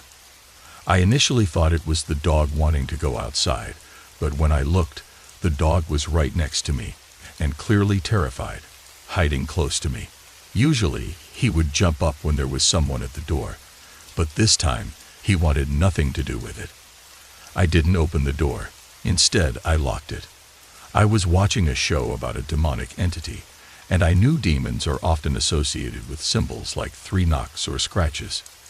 Despite being able to enter, they still needed to be invited in, something I wasn't about to do. Chico. Chico was my grandparents' dog, and we had to put him down after he became very sick. About a week later, I was backing into the driveway when I saw Chico run out of the front door and across the yard. just like he used to when chasing a moose. I slammed on the brakes, afraid I might hit him or that he'd run out of the gate. It took me a moment to realize Chico was no longer alive. Did I see his ghost? If I did, he seemed to be a happy dog, even now.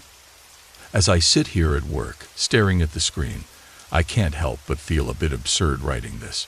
But here's a little background on myself. My name is Tanner. I'm a disciple of Jesus Christ and a firm believer in God. I've always been fascinated by the paranormal and have had several experiences of my own. I'm someone who likes to think critically, and I don't blindly follow others' beliefs. I believe it's important for individuals to think for themselves and back up their claims with research. This is harder to do with the paranormal, but websites like this are great tools for sharing experiences and learning from others. I treat my relationship with God the same way. I don't just follow what religion says. I follow what's written in the Bible. In that sense, I'm like the Berean Jews mentioned in Acts 17:10-11. I mention my relationship with God because I believe the spiritual and the paranormal are interconnected. It's impossible for me to share my paranormal experiences without first mentioning my faith.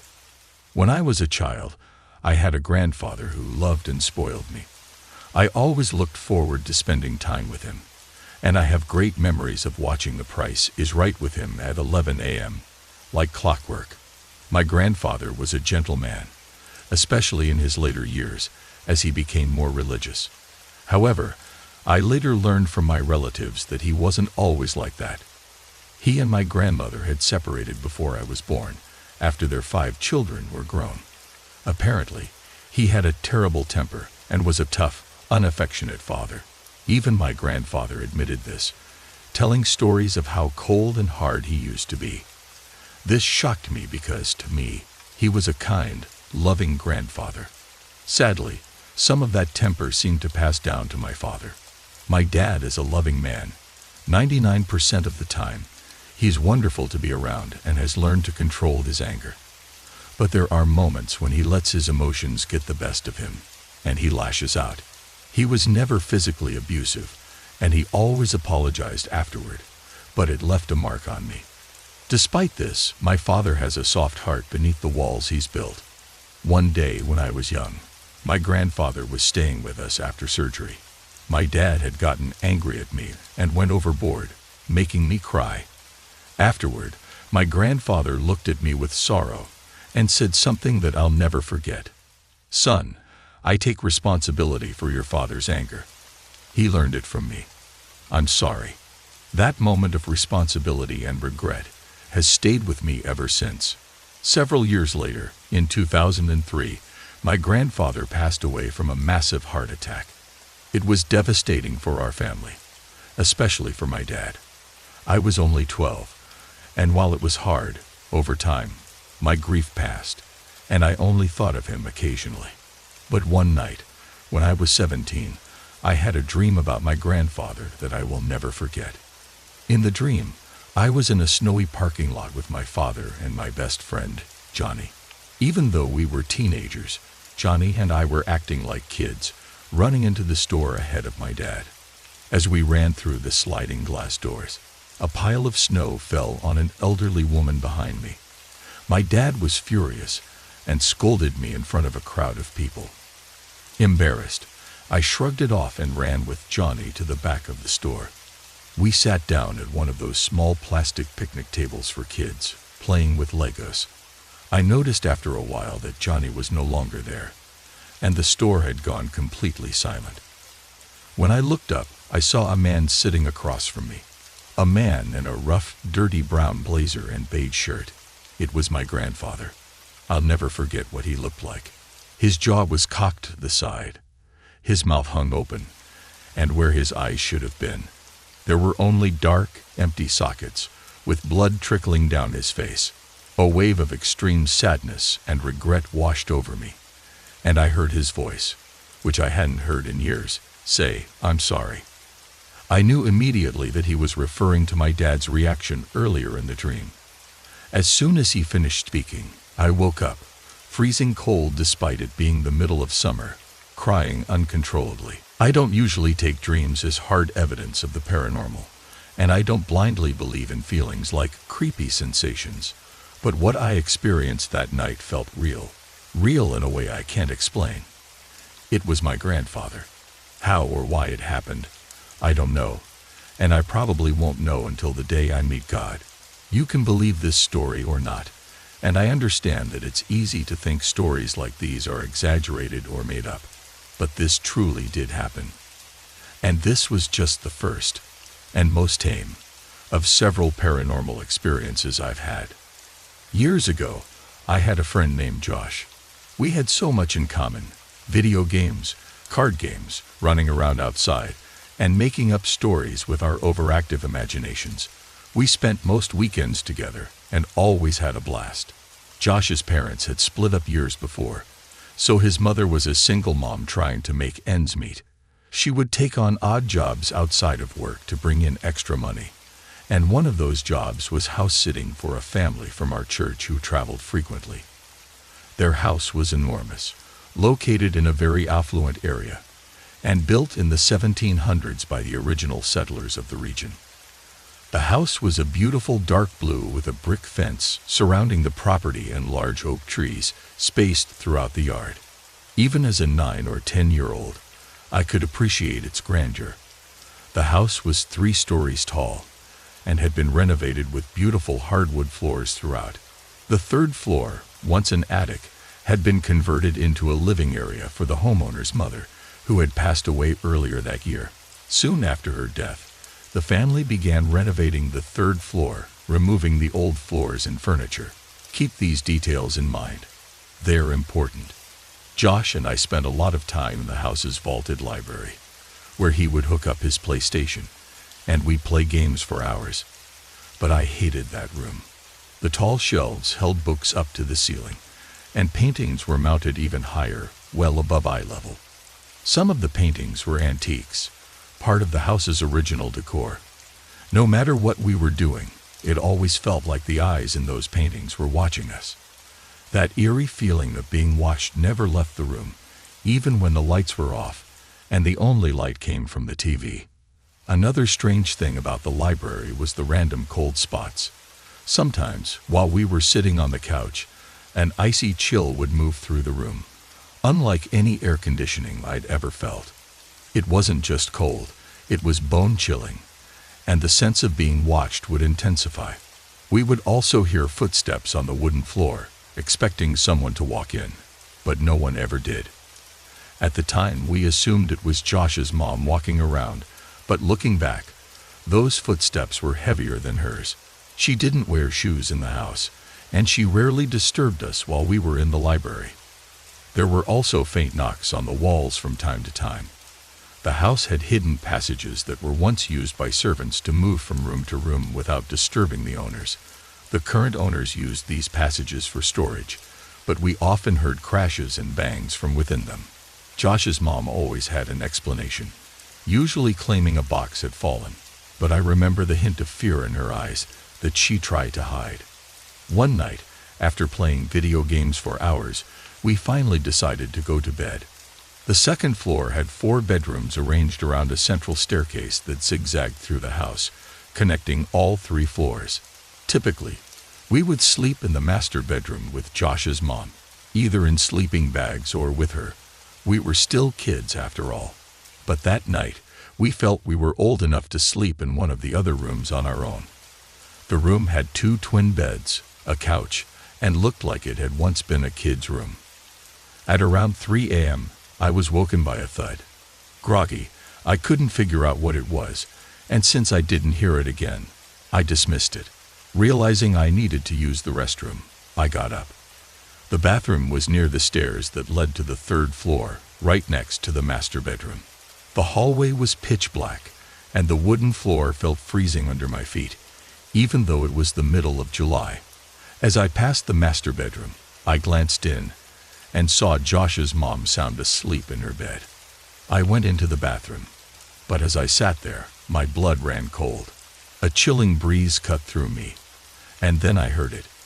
3 distinct footsteps directly above me. Boom, boom, boom. I can still hear the sound now, echoing in my mind. It was the unmistakable sound of heavy boots walking on a wooden floor. My heart raced because I knew there was no one upstairs. The owners had roped off the third floor, and no one was supposed to go up there. Then it hit me.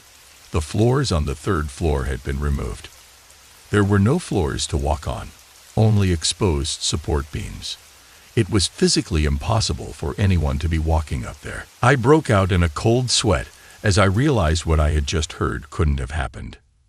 Thankfully, I was already on the toilet, but once I finished, I sprinted back to our room. I glanced in the master bedroom again. Josh's mom was still asleep. I tried to wake Josh up to tell him what had happened, but he was too groggy to listen. In a panic, I pushed the small sofa in front of the door, barricading us in, as if that would do anything, and crawled back into bed. I pulled the covers over my head and didn't sleep a wink for the rest of the night. I know this story might not seem as scary as some, but it really happened. There's no doubt in my mind that I heard boots walking on the third floor that night, on a floor that wasn't even there. Oh, and by the way, the room directly above the bathroom. That was the room where the homeowner's mother had died. In January 2011, my cousin tragically passed away in a car accident. She and her best friend were among 5 passengers in a truck driving at high speeds on an icy road. There was drinking involved, and the driver lost control, causing the truck to crash into a tree. Both my cousin and her best friend were just 19 when they died.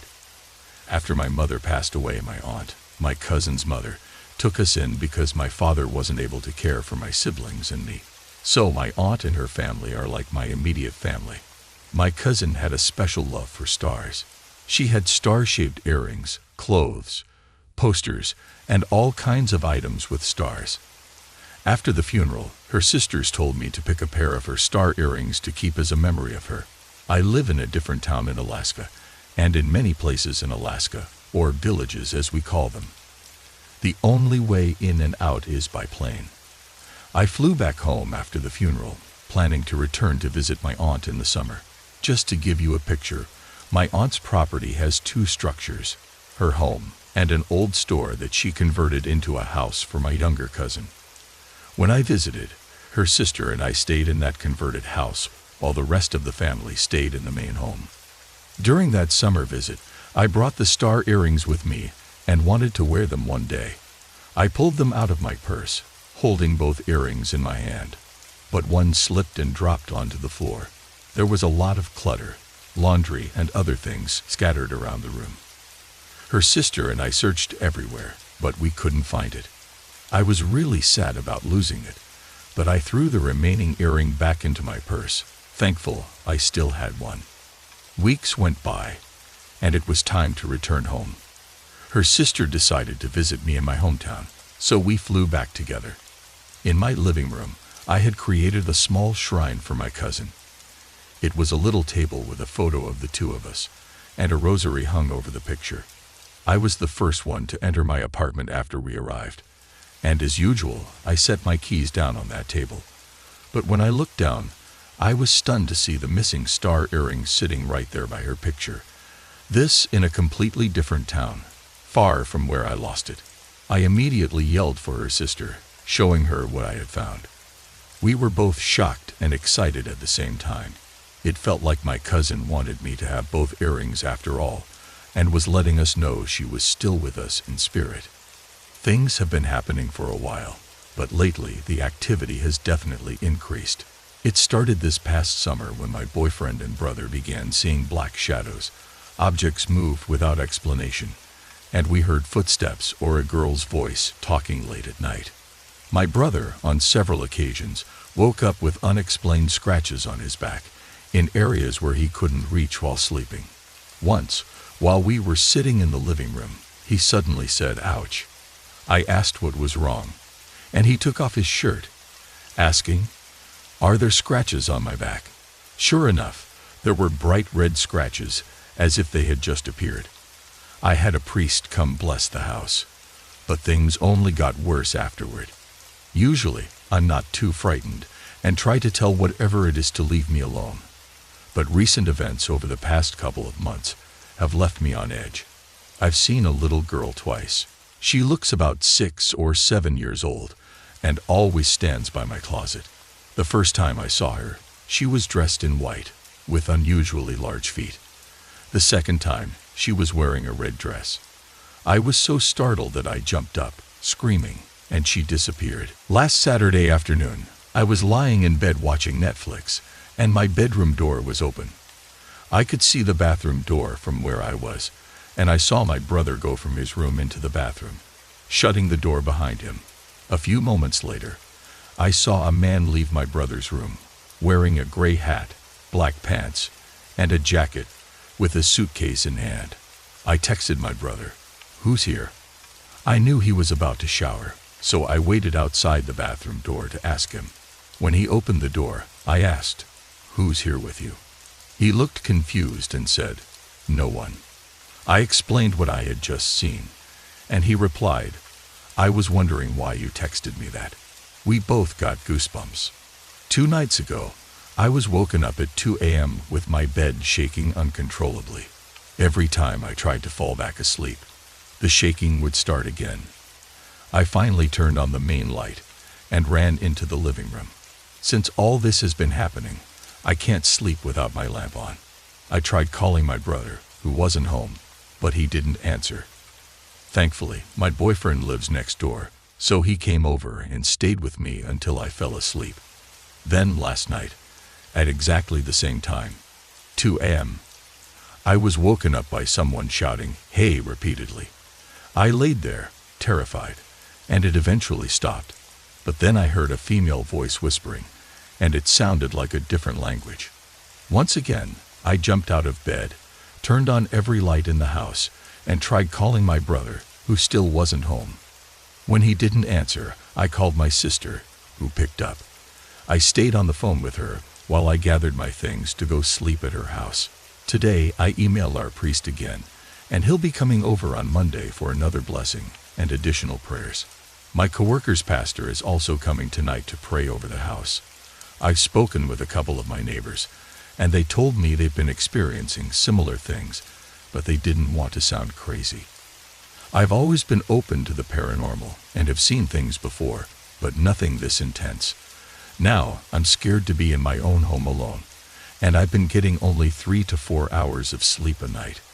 I've tried various things, including pouring salt around the apartment building and burning sage. I even Googled the address, but nothing came up. The building was built in the 1970s, so it's pretty old. It was 11:00 p.m., and I was home alone. Being a grown man who has had several paranormal encounters, I don't scare easily. In my current home, it's normal for household items to disappear and later reappear. Lights also tend to flicker around me, no matter where I go. I'm living in a house where the previous owner, an elderly woman, passed away from cancer. Neighbors told me that she loved gardening, but as her illness progressed, the garden fell into neglect. I smudged the house with sage, placed salt on the windowsills and doorways, and explained out loud and telepathically that she had passed, and I was now the homeowner. I assured her that I would take good care of the place. Before moving in, I repainted the interior, replaced the carpet, remodeled the bathrooms, and even built a hearth for the fireplace. I made a lot of improvements to show that I was maintaining the home well. I thought this would be enough for the ghost of the previous owner to see that and leave me alone. But despite my efforts, strange things continued happening. I'd hear sounds in the attic, like someone walking over the rafters, murmuring softly to someone, or something. Cold spots, especially in my bedroom, were common. Occasionally, I'd smell something rotten without explanation, and assumed I might have passed gas without realizing it. I got used to feeling my bed compressing at the foot and footsteps slowly making their way toward me. This was all part of my nightly torment, which could be the subject of another story. One night, as I lay on the couch, one of my DVD racks, a fully loaded one, about 4 feet high and weighing around 20 pounds, toppled over. It wasn't possible for it to fall without force. Something knocked it over. Why? Who? That terrified me. It was as if something was making it clear that it had the power to disturb me, to let me know I wasn't alone, and that I was powerless to stop it. At that time, I was living a sinful life, with a past filled with the worst actions imaginable. I knew I couldn't just pray to God for help. I needed spiritual cleansing first. I resolved to get married so I wouldn't be living in sin, and I decided to get baptized to cleanse myself of my past and allow my prayers to be heard. I contacted a psychic to cleanse my house. She walked around, asked for a ladder to access the attic, and looked visibly nervous. After going up, she returned and told me that I must have had some serious protection throughout my life, because something had attached itself to me since childhood, bringing misery and evil. She claimed that it was gone now, but warned that this could be just the beginning. I paid her $200 for the service. Not fully convinced, I contacted another psychic. This one didn't charge me, but asked many questions to get a feel for who I was. Afterward, he told me that my soul, or spiritual aura, was darker than any he had ever seen. I hadn't told him anything about my past, but I knew he was right.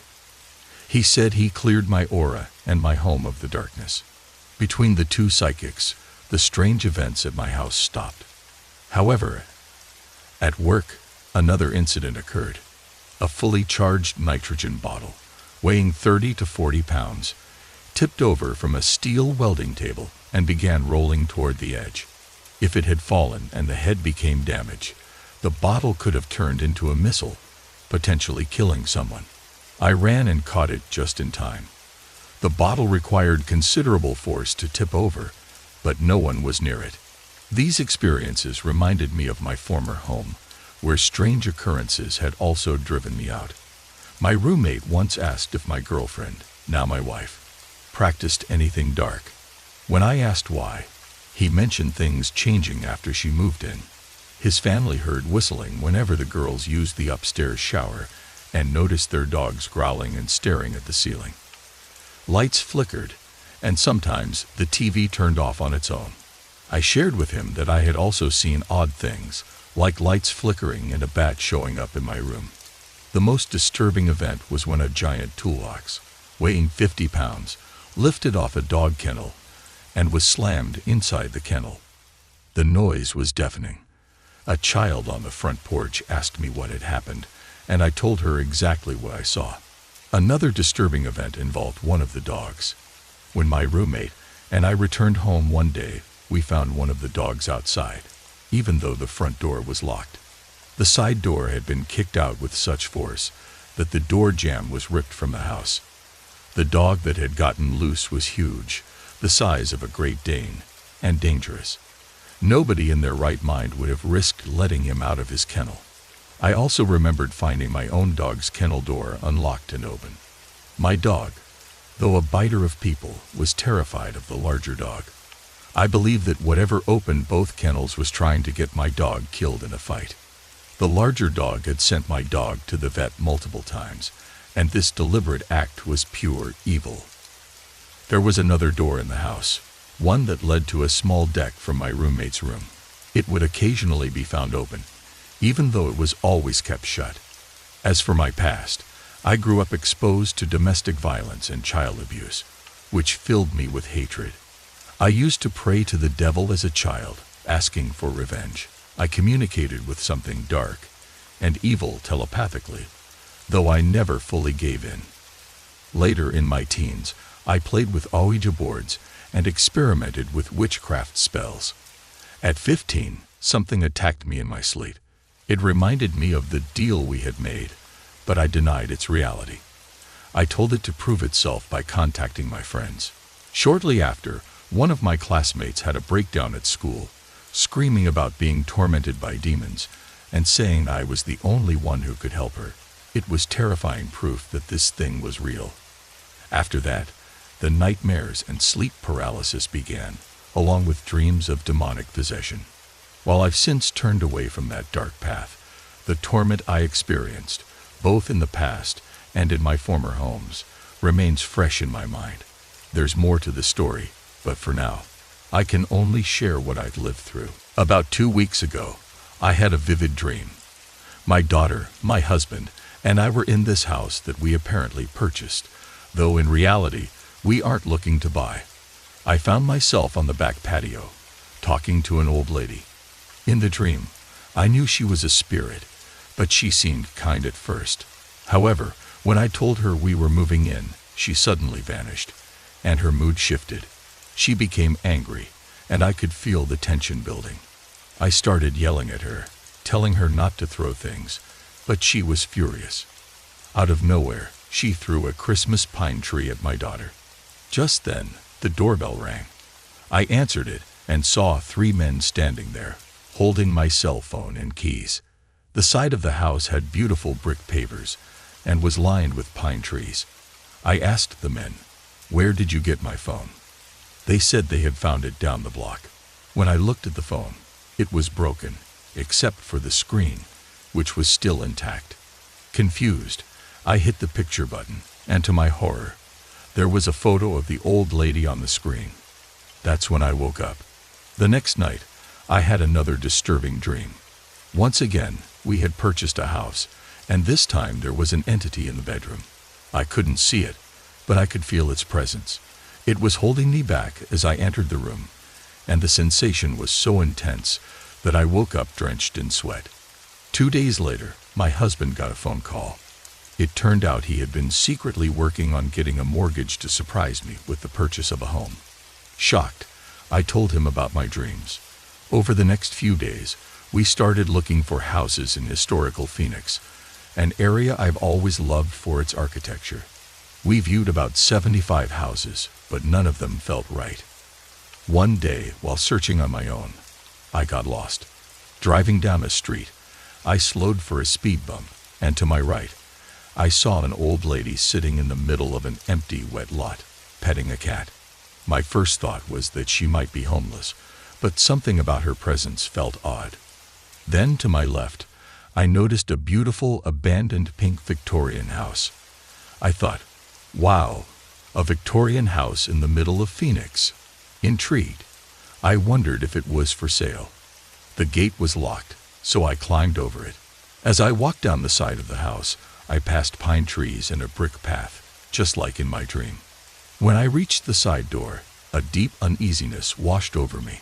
It was hard to describe, but I felt ill and scared. At that moment, I didn't remember any of my dreams. I spoke aloud to the house, saying, "Okay, I'm leaving. I just wanted to see how beautiful you were," and then hurried away, running in my slippers. Across the street, near the empty lot, I noticed 3 men. I asked if they knew anything about the house. One of them told me it had been abandoned for over 20 years and wasn't for sale. The owner, an old man who lived down the block, only came by occasionally to hang keep-out signs.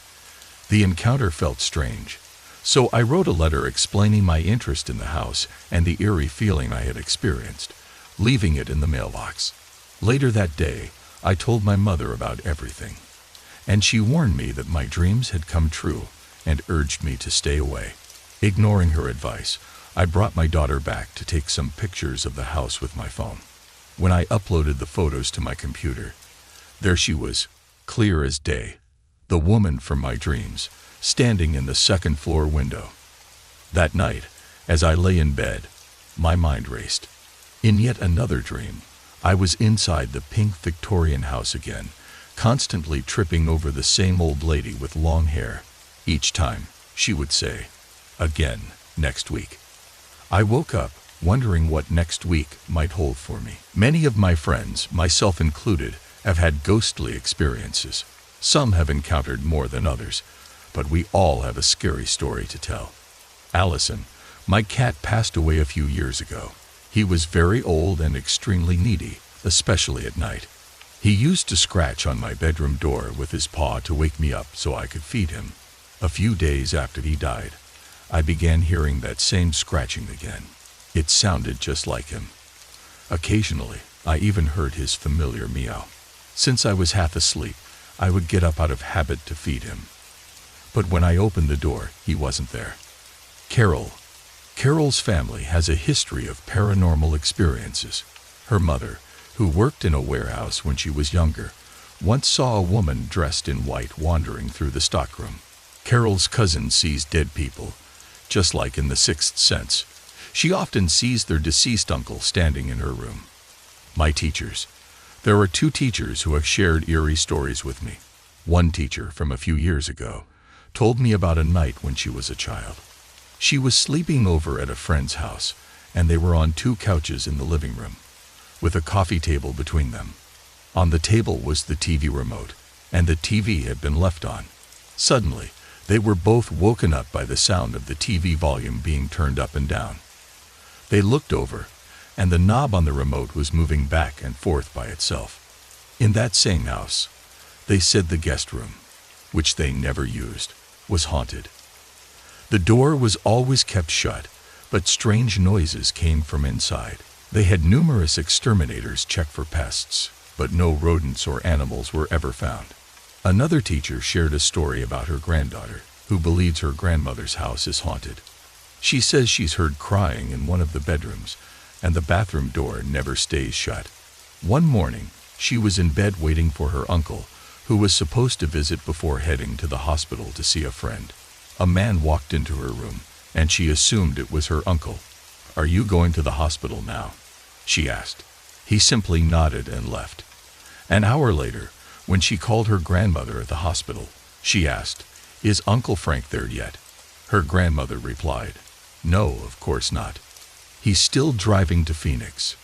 To this day, they don't know who had entered the room. It's also said that my school's preschool is haunted. Some teachers who stay late hear giggling coming from the bathroom and closet, even when they know every child has left. Linda. One day, Linda and some friends were playing hide and seek, and she decided to hide in the garage.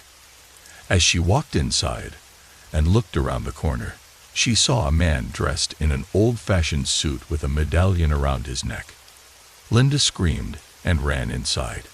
When her parents came home, she told them, and they all went to check the garage. Sitting in the corner was a folded suit with a medallion resting on top of it. To this day, Linda doesn't believe in ghosts. Ironic, isn't it? I've been wondering about something and was hoping to get an answer. My boyfriend has a childhood friend, someone he grew up with all through school. This friend recently moved out of the house he shared with his girlfriend. They had broken up, though I didn't get into the details of why. One thing my boyfriend's friend often mentioned was that the house they lived in together was haunted. Curious, my boyfriend asked him, "Why do you think that?" His friend explained that many strange things had happened over time. Objects moving, unexplained noises, and the phone ringing constantly for no reason. But what really pushed him over the edge was one particular night. The house had a dark history. It used to belong to his girlfriend's sister. Tragically, her sister was murdered there by her husband, who shot her before turning the gun on himself. Their son, left without parents, now lives with his grandmother. Knowing this only added to the eerie atmosphere of the house. One night, his girlfriend had gone out with her mom for the evening, and he decided to stay home and head to bed early. After getting comfortable, he turned out the lights, leaving the room in near pitch blackness. The only light came from the small red glow of his digital alarm clock, which illuminated just enough to see faint silhouettes. As he was dozing off, he felt a tug on the foot of the bed, like someone sitting down. Thinking his girlfriend had come back early, he decided to play a little prank. He pretended to be asleep, waiting to jump up and scare her. He could see what looked like her silhouette near the clock, close enough to make out the shape of a woman standing by the bed. Excited to pull off his prank, he suddenly jumped up, yelling, "Rajah," as he grabbed at her legs, even feeling her inner thigh. Expecting her to scream, he was caught off guard when all he heard was a gasp, like someone gasping for air. The figure calmly turned and walked toward the door. At this point, fear hit him hard. He threw his pillow at her and shouted, "Damn it, Christine." He jumped out of bed, turned on the light, and ran after the figure into the hallway. But no one was there. He searched the entire house, even outside, but found nothing. There was no way anything, or anyone, could have moved so quickly from the bed to the door without him seeing it. When his girlfriend finally got home, she was surprised by his behavior, but not by the story. She knew strange things had happened in the house before. What really sticks with me is the thought that whatever he encountered was likely just as surprised as he was when he tried to scare it, especially when it gasped for air. What I want to know is this: how could he have felt it? When he jumped up thinking it was his girlfriend, he physically touched something. Can ghosts be touched like that? When I was young, my family and I lived in Alaska. We moved into an old house on the side of a hill, about a mile outside of town. I had 2 sisters and 4 brothers, so you can imagine the size of the house. It was huge. When we first moved in, the house was empty except for one room on the 3rd floor. It was the only room up there, and it was filled with boxes. Everything seemed normal for the first month. One day, 3 of my brothers and I decided to explore that room and dig through the boxes. You know how young boys are, always curious. The boxes were filled with personal items, old photographs and things like that. We rummaged through everything, leaving the room a mess with boxes and items scattered everywhere. After that, I didn't think much about it, and we carried on with our daily lives. About a week later, something happened that I will never forget. My family had gone into town, but I decided to stay home alone. I was sitting in the living room near the base of the stairs that led up to that 3rd floor room, listening to some John Denver tapes. Everything was peaceful, until I suddenly heard a voice. It was the voice of an old woman. She sounded furious, and I could tell the voice was coming from that room upstairs. She was saying, "God %*, and those kids, I'll teach them not to mess with my stuff." Her voice grew louder, and I could hear her coming down the stairs. Then everything went quiet. I was terrified, but I forced myself to look up. At the foot of the stairs, I saw a cloud-like figure, almost like a mist, standing there. It was shaped like a woman. I didn't know what to do, so I pretended I didn't see her. I calmly turned off the tape player, got up, and walked out of the house.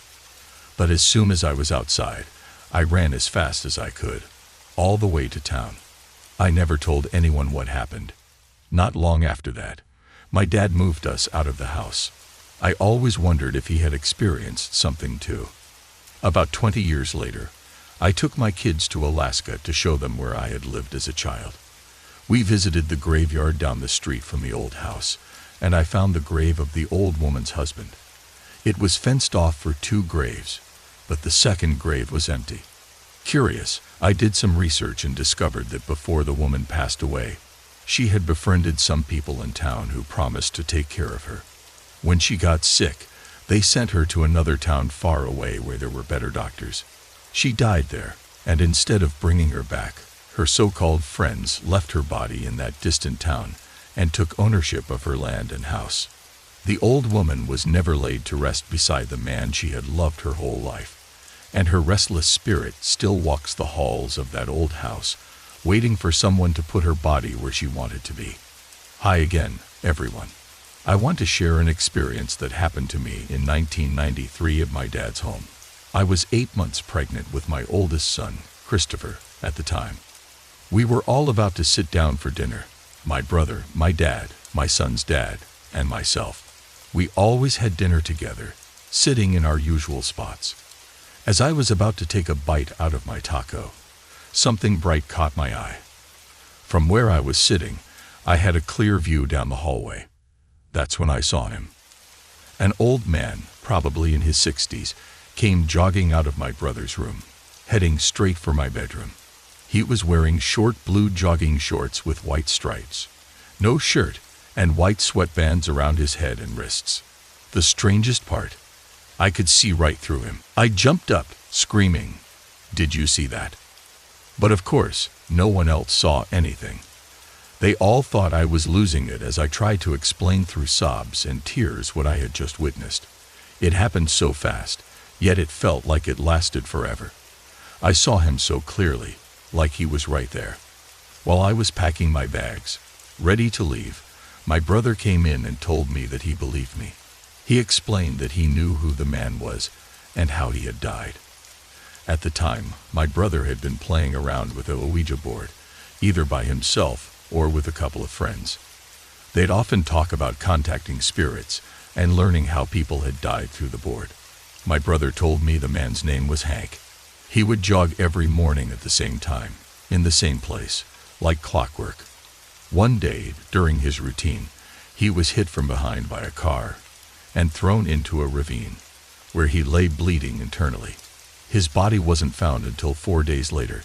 Hank had no family and lived alone at the time of his death. As my brother finished his story, I was in shock, struggling to comprehend everything he had just told me. Whether it was true or not, I knew what I had seen, but I couldn't understand why I was the one to see it. I haven't seen him again, but ever since that day, my boys and I have never stayed overnight at my dad's house. We only visit and leave. I can tell you this, though. My dad's house is haunted. Various family members have seen, heard, or felt strange presences there. How these spirits got there is beyond me. And I hope that whatever they want, they don't try to contact me. Hi everyone. I shared stories before about experiences my friends have had, but this time, I want to tell you about something that happened to me. This was in 1994, the year my brother was tragically murdered. He was bound, tied, and shot before being left on the side of the road. I always try to think that what happened to me afterward was somehow connected to him. At least I want to believe that. Before his death, my mom, brother, and I had planned to move in together. My mom had me when she was 15 and my brother at 16. So my brother and I were always very close. It was always him and me. That year, my mom had just divorced her second husband, and we thought it would be nice to move in together as adults. On September 14, 1994, we were approved for a beautiful condo. My mom and I worked at the same place, so we found out the news together. We were excited to go home and tell my brother. But when we arrived at the house, 2 detectives were waiting for us at the door. They looked serious, and I had a bad feeling right away. They asked us to sit down, and we knew then that the news wasn't good. That's when they told us they had found my brother's body on the side of the road, tied and bound at the hands and feet. My first question was, how do you know it was him? They explained that they identified him through fingerprints from when he was 13 and had gotten in trouble for taking a kid's lunch money. The police had arrested him back then to teach him a lesson. The pain we felt was indescribable. He was only 19 and I was 21. After the funeral, my mom and I had to decide whether we would still move into the condo as planned. We thought my brother would have wanted us to, so we did. It was just my mom, my 2 kids, and me. A few weeks later, something strange happened. It was a Sunday night, and I was downstairs doing laundry, my usual chore before Monday morning. I had folded the last blouse, a long-sleeved floral print one, and left it on top of the pile on the couch. I went upstairs to bed, leaving the laundry there. The next morning, I went back downstairs to grab some clothes to wear. The floral blouse was still on top of the pile, just as I had left it. I picked another shirt from the middle of the stack and got dressed. It was my mom's birthday that day, and she had been really sad lately for obvious reasons. I planned to leave work early to surprise her with a special evening. Flowers, balloons, the whole deal, just for her and the kids. She had already left for work earlier than I had that morning. I left work early as planned, came home before her, and set the flowers on the dining room table. I went upstairs to change, and when I entered my room, I was shocked to see the floral blouse laid out on my bed. My bed, which I had made before I left that morning, had the blouse spread across it, almost like a cross, with the sleeves extended as if it had just been ironed. I thought it was strange, but assumed my mom had come home early, decided to wear the blouse, and changed her mind. I brushed it off and went on with my day. Later, when my mom came home, we had a lovely birthday evening. While we were getting ready for dinner, I casually asked her, "Mom, when you came home earlier, Did you lay my blouse on the bed?" She looked at me, confused, and said, "What are you talking about? I worked the whole day and didn't come home early." I was freaked out. There was no way I had put that blouse there. I knew for sure it had been downstairs on the couch that morning. I told her what happened, and we were both creeped out. She tried to reassure me, saying maybe I had just forgotten and laid it there myself. But I knew what I had worn that day, and it wasn't that blouse. To this day, I can't explain it. Part of me likes to think it was my brother, trying to communicate with me somehow. The thought of that blouse floating from downstairs to upstairs gives me chills, but I know it wasn't me, my mom, or my kids. They were with their dad at the time. It sounds strange, I know, but it's something I can't explain to this day. I like to think it was my brother, even though it was such an odd way to try and reach out. But then again, I'm not a ghost or a spirit, so who knows how they try to communicate. Maybe it was him. I was visiting my dad in Nevada, and we got into a conversation about hauntings and the strange experiences we've had in life. During that chat, my dad brought up a disturbing event I had always known about since I was younger. The time he found a human head in the trash can outside his house. This story had always haunted me, but recently, I pressed him for more details. He began recounting that hot day in Arizona, where he grew up.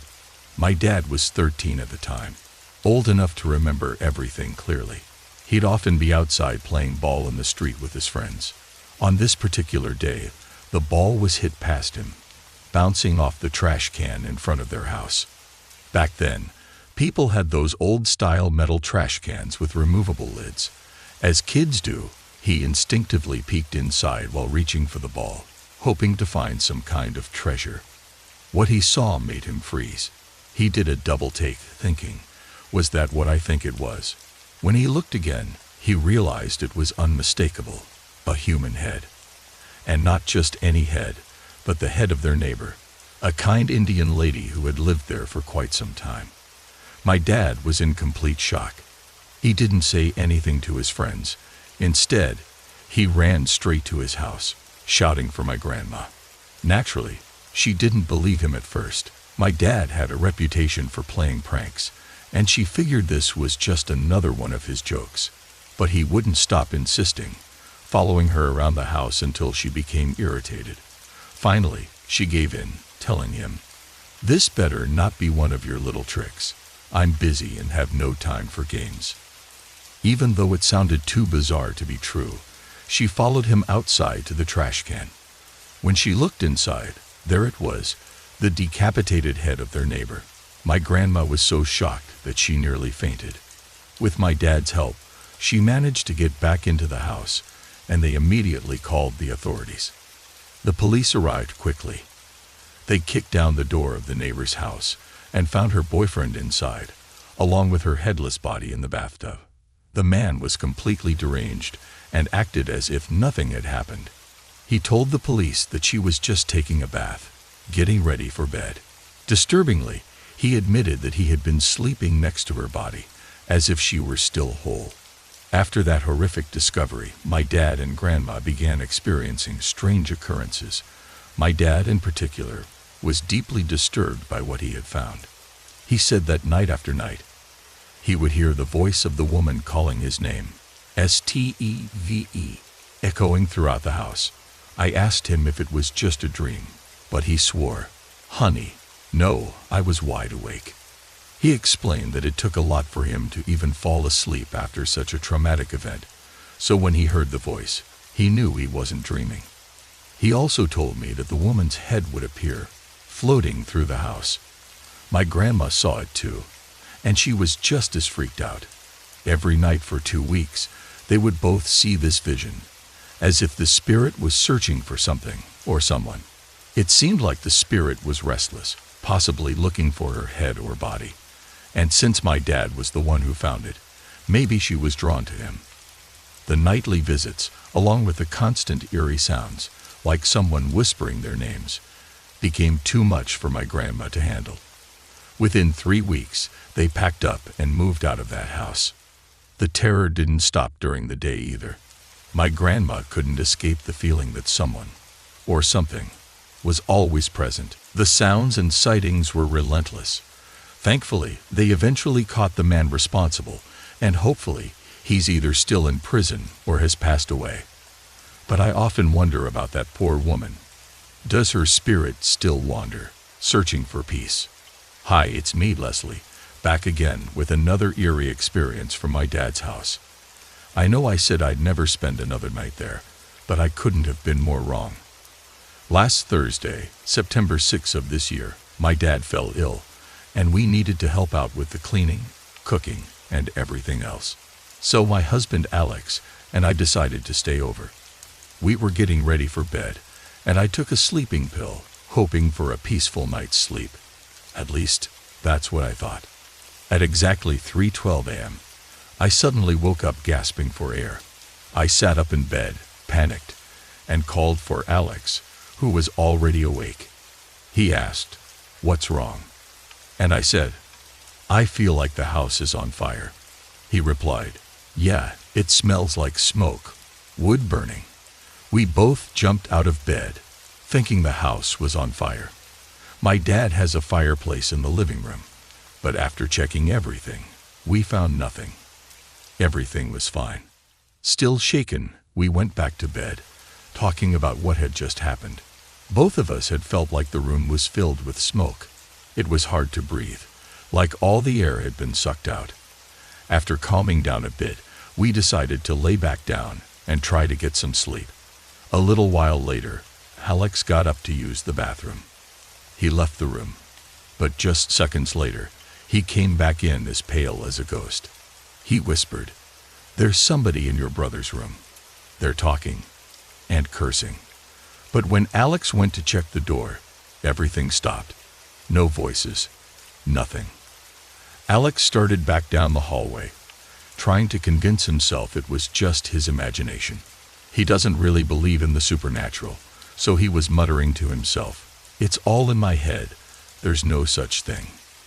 But then, he said he felt something grab his shoulder and push him towards the bedroom. Terrified, he ran back, screaming, "Something's after me. Something's after me." By now, everyone in the house was awake.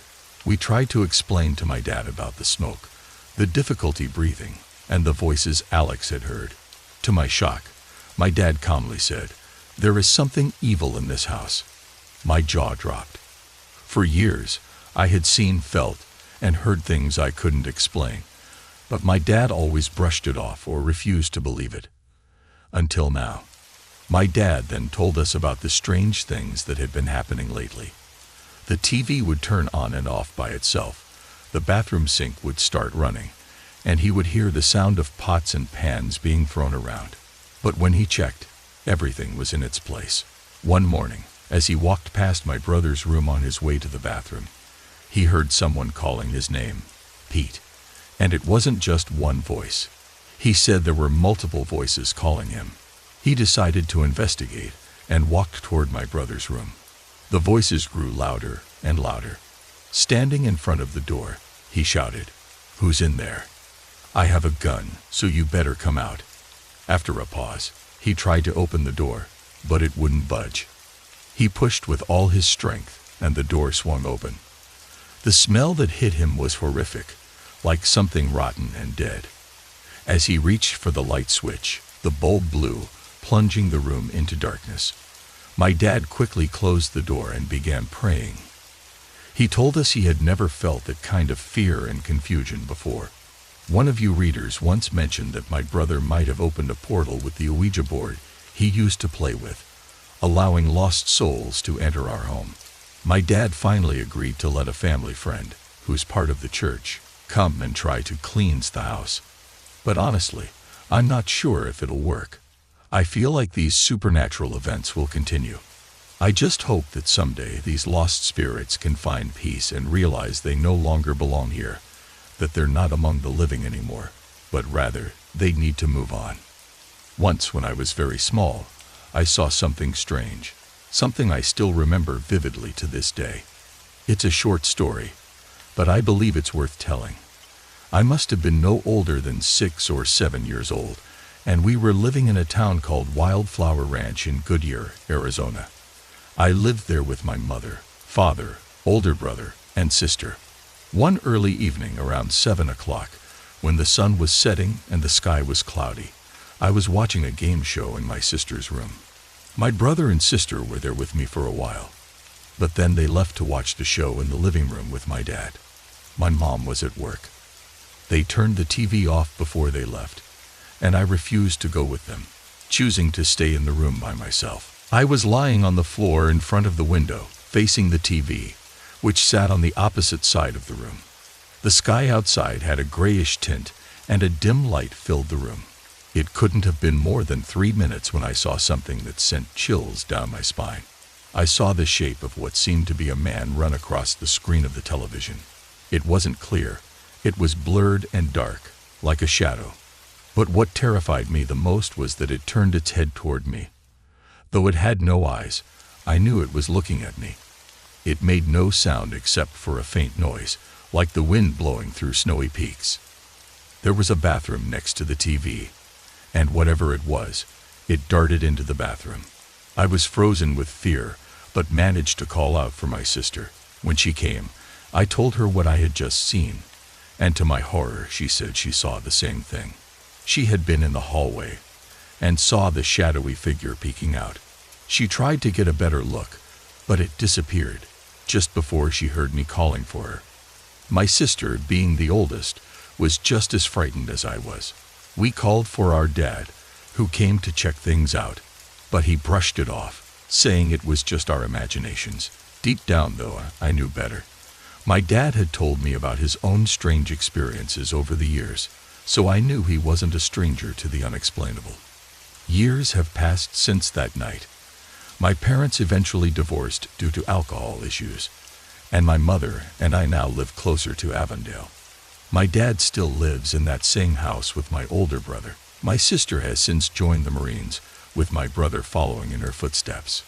Even though I visit my dad from time to time, I've never felt entirely comfortable in that house. I still get uneasy feelings when I'm there, and I can't shake the memory of that shadowy figure. It left me with superstitions that linger to this day. First, I want to let everyone know that I was not asleep during any of these encounters. My husband and I have lived in our house for a little over a year now. It's a brand new home, and we're the first ones to live in it. But for the past 3 to 4 months, strange things have been happening. It all started with the TV randomly changing channels or turning on by itself. Then I began noticing small things being out of place. This all began around August. At first, I thought it was just my imagination, especially since I'm absolutely terrified of ghosts. When I was about 5 years old, a family friend who was a spiritual advisor told my mom that I had the gift to be psychic and could communicate with spirits. Hearing that as a child freaked me out, and to this day, I'm still scared of the paranormal. I'm going to be 22, and I'm still terrified of the dark. Since I was the only one noticing these things, I brushed it off. But by late August or September, I told my husband, and he thought I was just overreacting. About 3 to 4 weeks ago, something much more unsettling happened. I woke up around 5 a.m. to get a drink of water, and then went to lie down in the spare bedroom. As I lay there, I felt this strange sensation, like something had entered my body. I tried to scream, but only a whisper came out, even though I could feel my mouth moving. It was as if gravity itself was pushing me down onto the bed, and it was freezing cold. This terrifying experience lasted for about 3 minutes, and then, just as suddenly, I could breathe again. But after that, the room became unbearably hot. I shouted for my husband and told him what had happened, but he thought I had just had a nightmare. He walked with me back to our bed. As we passed through the kitchen, I saw something that made me question my sanity. A little boy standing on the table, wearing a suit that was far too big for him. I didn't know what to think. Since that night, whenever I feel a cold spot, or things just feel off in the house, I tell whatever it is to leave me alone. Then my husband started having his own experiences. He began hearing music, soft and distant, but only at night. At first, he thought it was coming from the neighbors, but every time he got out of bed to check, the music would stop. Just last night, he heard it again for the 5th time and asked me if I heard it too, but I didn't. This morning, around 5 a.m., he got up to get ready for work. I was awake and talking to him, and when he left to take a shower, something strange happened again. I started hearing music, but this time, it felt like it was coming from inside the house. When I tried to get up, I couldn't. It was like the force of gravity was holding me down on the bed again, and the room was freezing cold.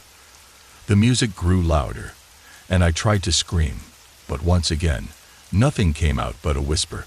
I started praying and fought with all my strength to get up, and after 3 to 4 minutes, it finally stopped. When my husband returned, I told him what happened, and I described the same music he had been hearing. Now, I don't know what to do. I'm scared, especially since I'm 4 months pregnant, and I'm terrified that whatever this is could harm my baby. What's even stranger is that all of this started around the time I conceived. In November of 2005, my 2-month-old daughter came down with a common cold. She hadn't been feeling well for a couple of days, so I decided to sleep next to her, keeping a close eye on her. It was around 10:00 p.m., and though I debated whether I should take her to the hospital, about 30 miles away, I ultimately decided to wait.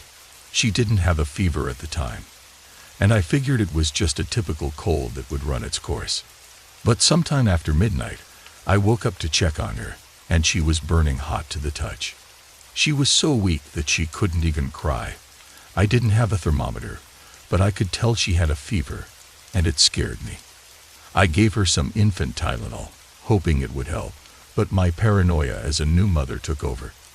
I decided we should go to the hospital just in case.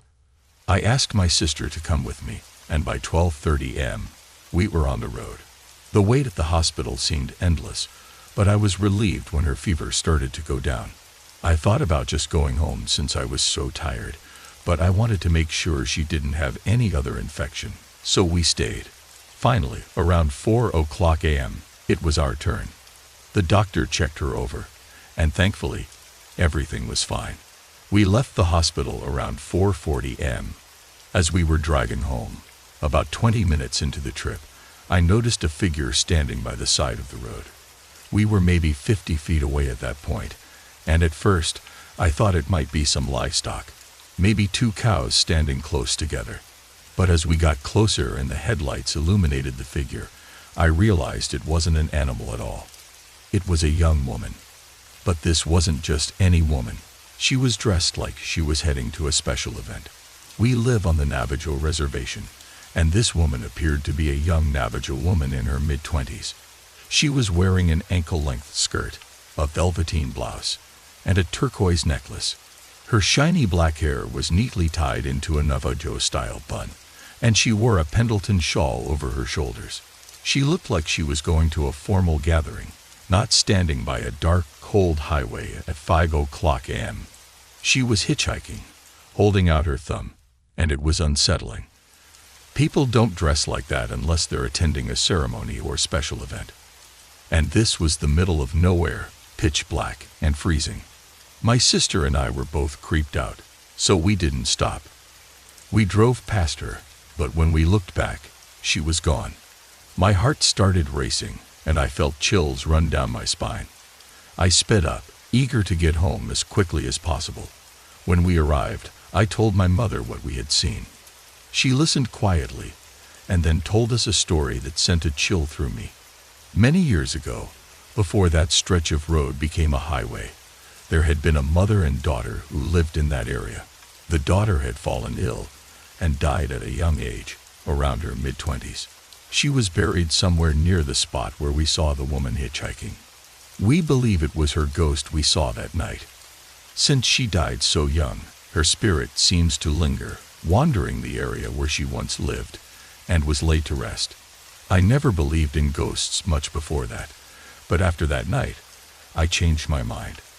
I now know that sometimes we do encounter spirits. My sister and I started calling that stretch of highway the haunted road. At first, I would hear voices, 3 female and 1 male. They would come at me like a windstorm, filling my mind with confusion and cruel words. They constantly told me I'd be better off dead, that I was worthless. Ignoring them was nearly impossible. The male, who called himself Rob, was the loudest. His voice was deep and assertive, and he wouldn't leave me alone, especially at night. I could even feel him touch my legs, and he'd whisper mean things in my ear. I was so desperate for peace that I started sleeping with headphones just to drown him out. One night, things escalated. Rob got right in my face. I could feel his eyelashes brush against my cheek. His presence was overwhelming. He told me if I didn't obey him, he would kill me. Despite his threats, I refused to listen, but he made me pay for it. The torment became physical. It started with him slapping me, though the pain felt like it was coming from inside my body. I feel sharp punches in my gut, a squeezing pain in my stomach and heart. At times, I'd see red and green lights prickling all over my legs. It was a nightmare. At first, no one believed me. People told me what I was experiencing wasn't real, until they saw the evidence. I had taken pictures and recorded videos showing strange phenomena. And that's when my family, friends, and even my pastor began to take me seriously. Since then, they've been more supportive, and the voices seem to be fading more and more each day. Deep down, I know that I will spend eternity in peace, no matter what torment I endure here on earth. And I'm certain that those voices, the losers, as I call them, will not. I can see these beings, hear them, touch them, even feel their presence. They are powerful and disturbingly smart, but I want the world to know that those voices in your head, they have no right to harm us. Sometimes, I fear they won't let me live to see the morning, and other times they leave me alone for so long that I almost forget they were ever part of my life. I even captured something on video, a light flying around me and my children. Then, I saw a bigger, brighter light chasing the smaller one. Later, I learned that these lights are called orbs. I've seen both good and bad orbs. Some have skull-like faces, while others shine like angels. A few months after that, I had an extraordinary experience.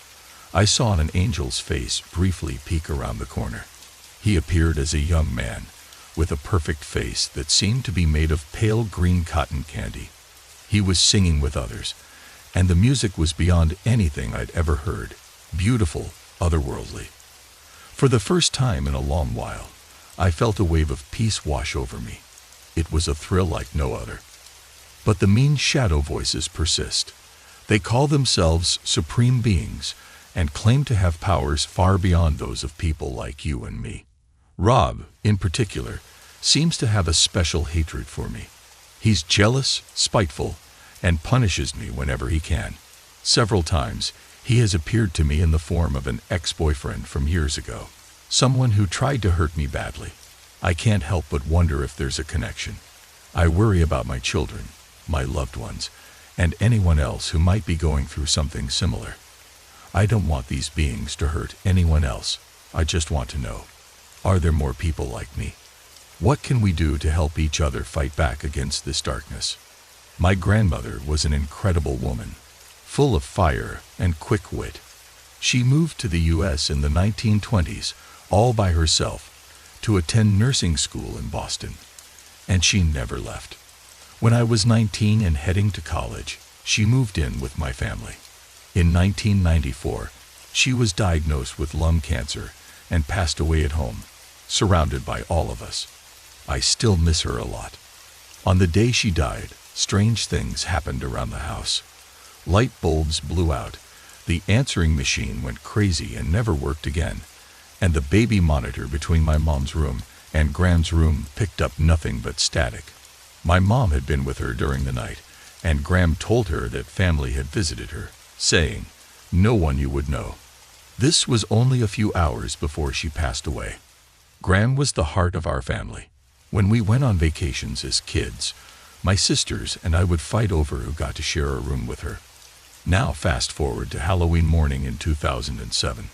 By then, I had been living in Arizona for 6 years with my husband. October was still warm, so we slept with the fan on. My husband had left for work, and I was half awake, half asleep, listening to the fan. Suddenly, I heard a voice behind the whirring of the fan. The voice sounded so familiar, but I couldn't place it right away. The voice kept repeating, "Just wait until December. Just wait until December." I kept repeating those words in my head, and then it hit me. It was my grandmother's voice. I was startled and opened my eyes. I tried to hear the voice again, but there was nothing. I tried several more times, but still nothing. The whole experience left me wondering, what was supposed to happen in December? It was Halloween morning, and I knew that in many cultures, it's believed that the veil between the living and the dead is thinnest around Halloween and All Souls' Day. Maybe that's why Graham chose that moment to speak to me. Time passed, and soon it was December. Nothing out of the ordinary happened, and by January, I had almost forgotten about the voice. Then, in January 2008, my family finally made concrete plans for a reunion. Not only was my immediate family going, but Graham's whole extended family decided to join too. The month we planned the reunion, you guessed it, December. As I've gotten older, I haven't experienced many paranormal events, but this was by far the most comforting and special experience. I truly believe Graham was telling me that something wonderful was around the corner, and she was happy to see our family come together. In 2003, I moved into a brand new house southwest of Phoenix, in a small farming community nestled in the shadows of the Estrella Mountains.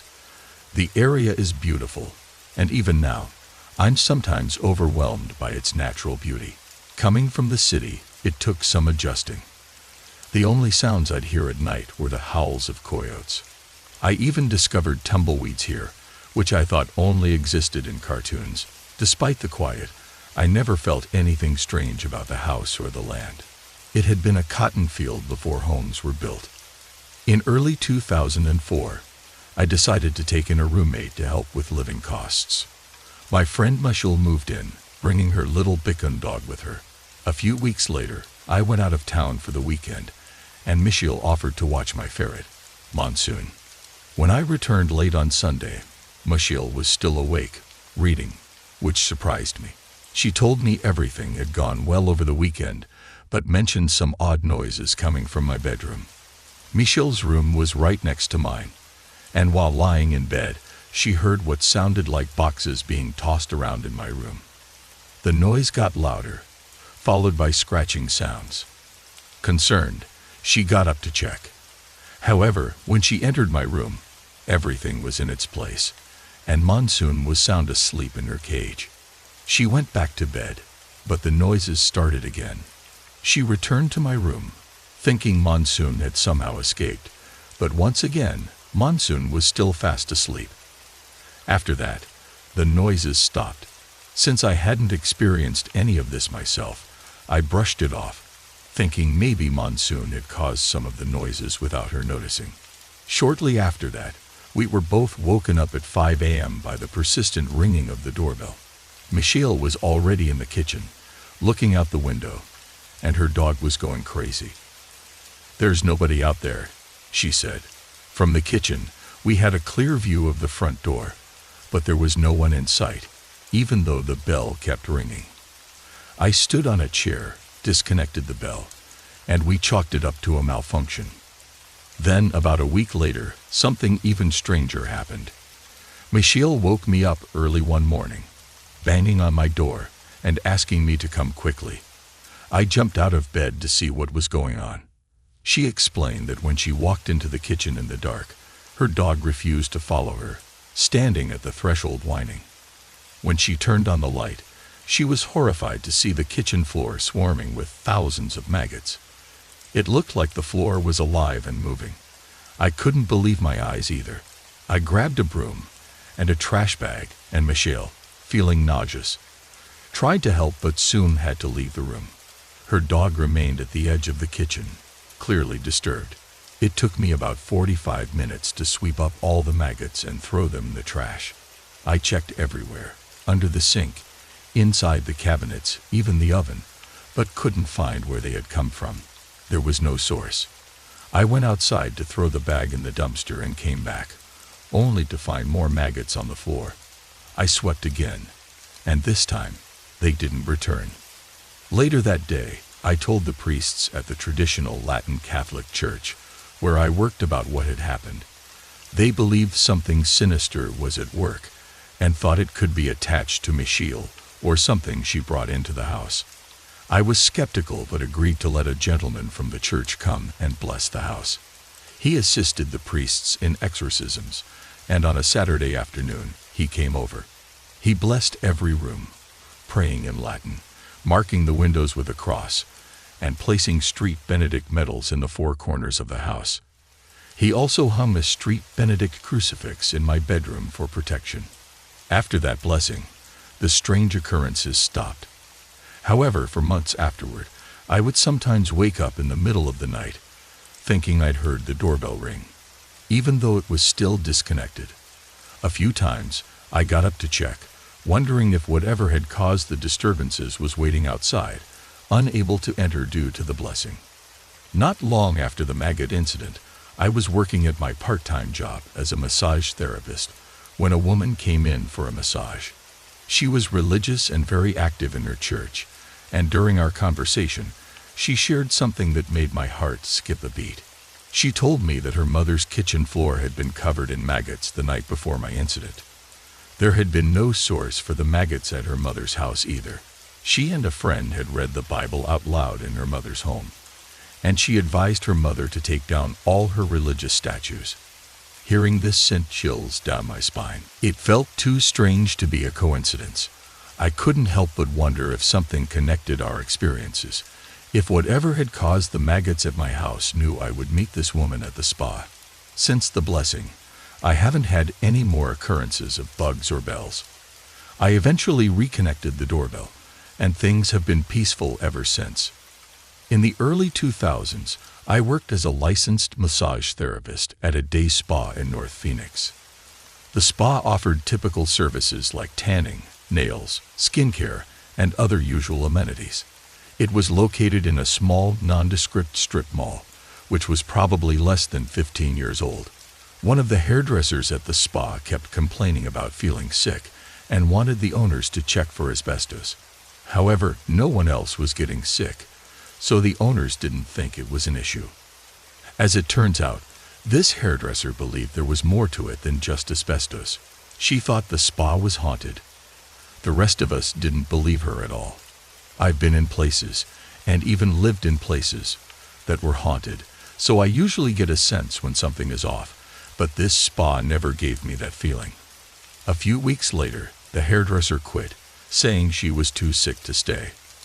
Before she left, she told us about a visit she had with a psychic.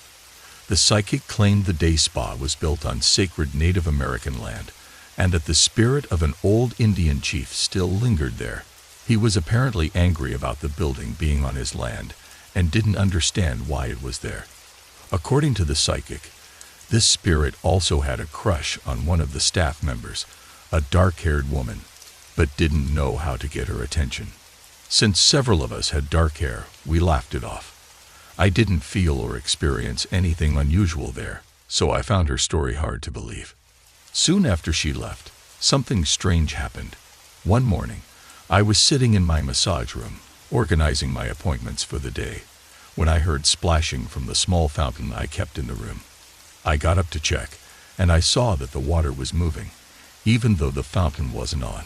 Across the room was a spray-on tanning booth, which also broke down that same morning and flooded the inside with water. I helped the owner clean it up by dumping buckets of water into the sink in the restroom across the hall. During one trip to the restroom, I looked up and saw a fine mist hovering just above the door. It was light and vaporous, swirling in the air. At first, I thought it might be from the tanning machine, but the machine was broken. I glanced away for a second, and when I looked back, the mist had vanished. Later that day, I had just finished with a client and went to wash my hands when I saw a woman collapsed on the floor, sweating and pale. The owner of the salon was kneeling next to her, holding a cold compress on her forehead. I asked what had happened, and she told me that the woman had gotten dizzy after using a tanning bed. On her way to the restroom, she fainted, right under the exact spot where I had seen the mist earlier that day. An ambulance arrived and took her to the hospital. The rest of the day was quiet, but I couldn't shake the feeling that maybe the old Indian chief, who the hairdresser had mentioned, was trying to make himself known. Maybe the hairdresser wasn't as crazy as we all thought. I guess I'll never know for sure. I was born and raised in Tucson, AZ, and spent my entire childhood in one house until middle school, when my family moved into an older but nicer house. My parents were very religious, and I was raised the same way. Looking back, I think I've always been more sensitive to the paranormal than most people, but my parents would always explain it away as an overactive imagination or spiritual attacks. These explanations worked for a long time, until the night this story takes place. When I was entering middle school, my father's job was going well, and we moved into a larger custom house. The house was at least 20 years old and had only had 2 previous owners. The older couple who sold us the house were kind, but something felt off. My parents didn't sense it, but as soon as I stepped inside the house for the first time, I felt like something wasn't right. For the first few years, nothing unusual happened, except for this lingering uneasy feeling.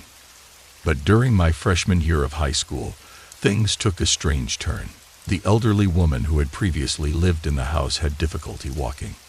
I had seen her once, moving across the living room, making a scooting sound because she couldn't lift her feet. One night, while I was staying up late working on a paper, I heard that exact same scooting noise coming from the living room.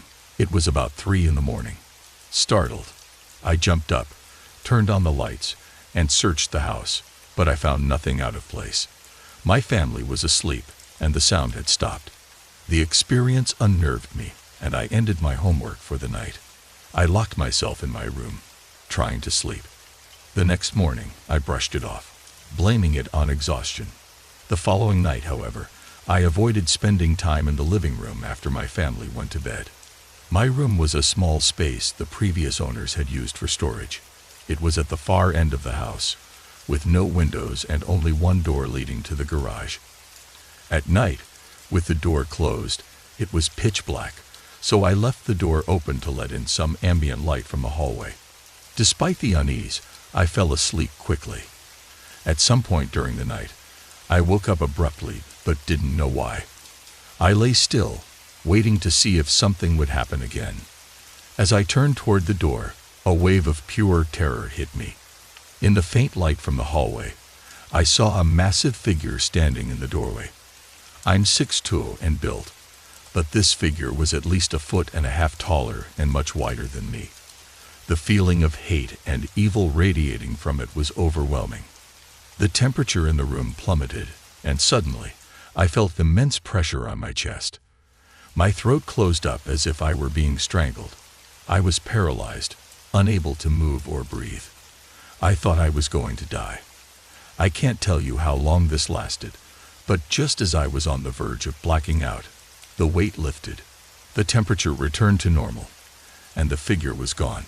When I finally got up, my room was a mess from my struggle, and I had a faint red ring around my neck. I turned on every light in the house.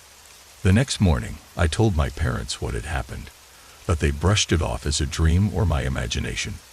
But I know I was wide awake, and something real had happened that night.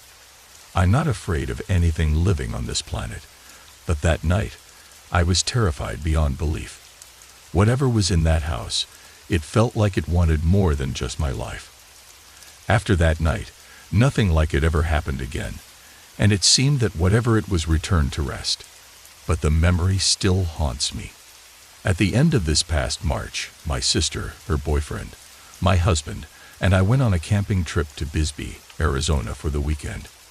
Bisbee, once a mining town in the late 1800s, became famous for the Copper Queen mine, which opened in the 1880s. The town grew rapidly, filled with miners, saloon owners, and ladies of the evening. Today, many of the miners' cabins still stand, and stone foundations from those that have crumbled dot the hillside, creating a rugged landscape. In 1975, the mine closed for good, ending an era for generations of mining families. After the miners left, artists and hippies moved in, transforming Bisbee into a laid-back, historical spot known for its quirky shops and atmosphere. After a day of sightseeing, the four of us returned to our campsite, located just beside the Copper Queen mine. To give you an idea of how close we were, we had to cut through the mine's parking lot to get to our tent. After enjoying s'mores and some music around the fire, we all decided to turn in for the night. My sister and her boyfriend slept in a tent, while my husband and I retired to our camper. I left the camper door unlocked in case they needed anything during the night. I like to read before bed, and did so that night until I started feeling tired. I turned off the lights and lay there, waiting to fall asleep. As I was drifting off, I heard the camper door open, and someone came inside. I didn't open my eyes, thinking it was my sister's boyfriend coming in to grab something. I heard the footsteps walk to the end of the camper, turn around, and walk back. The door then opened and closed again. The footsteps sounded heavy, like boots. After that, I drifted off to sleep without thinking much more of it. The next morning, I asked my sister and her boyfriend what they had come into the camper to get during the night. They both looked confused and told me they hadn't left their tent after going to bed. I asked if they were sure, and they confirmed it. My husband, who falls asleep almost instantly, didn't hear anything either. So if everyone was asleep, who, or what, walked through our camper that night? Could it have been the ghost of a miner checking us out? I don't know for sure, but I do know I was wide awake and hadn't been drinking. One more strange thing was that this person didn't turn on any lights. It was pitch black in the camper. They also walked in and out without making much noise.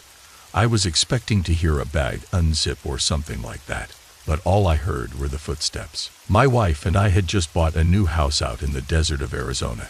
It's a simple 2-bedroom, 1-bath house. We turned the extra room into a guest bedroom, which I often used when I couldn't sleep due to my insomnia. I would go there to avoid disturbing my wife. One night, I was having trouble sleeping, so I moved to the guest bedroom. The bed in this room is positioned so that you can see right down the hallway to our main bedroom.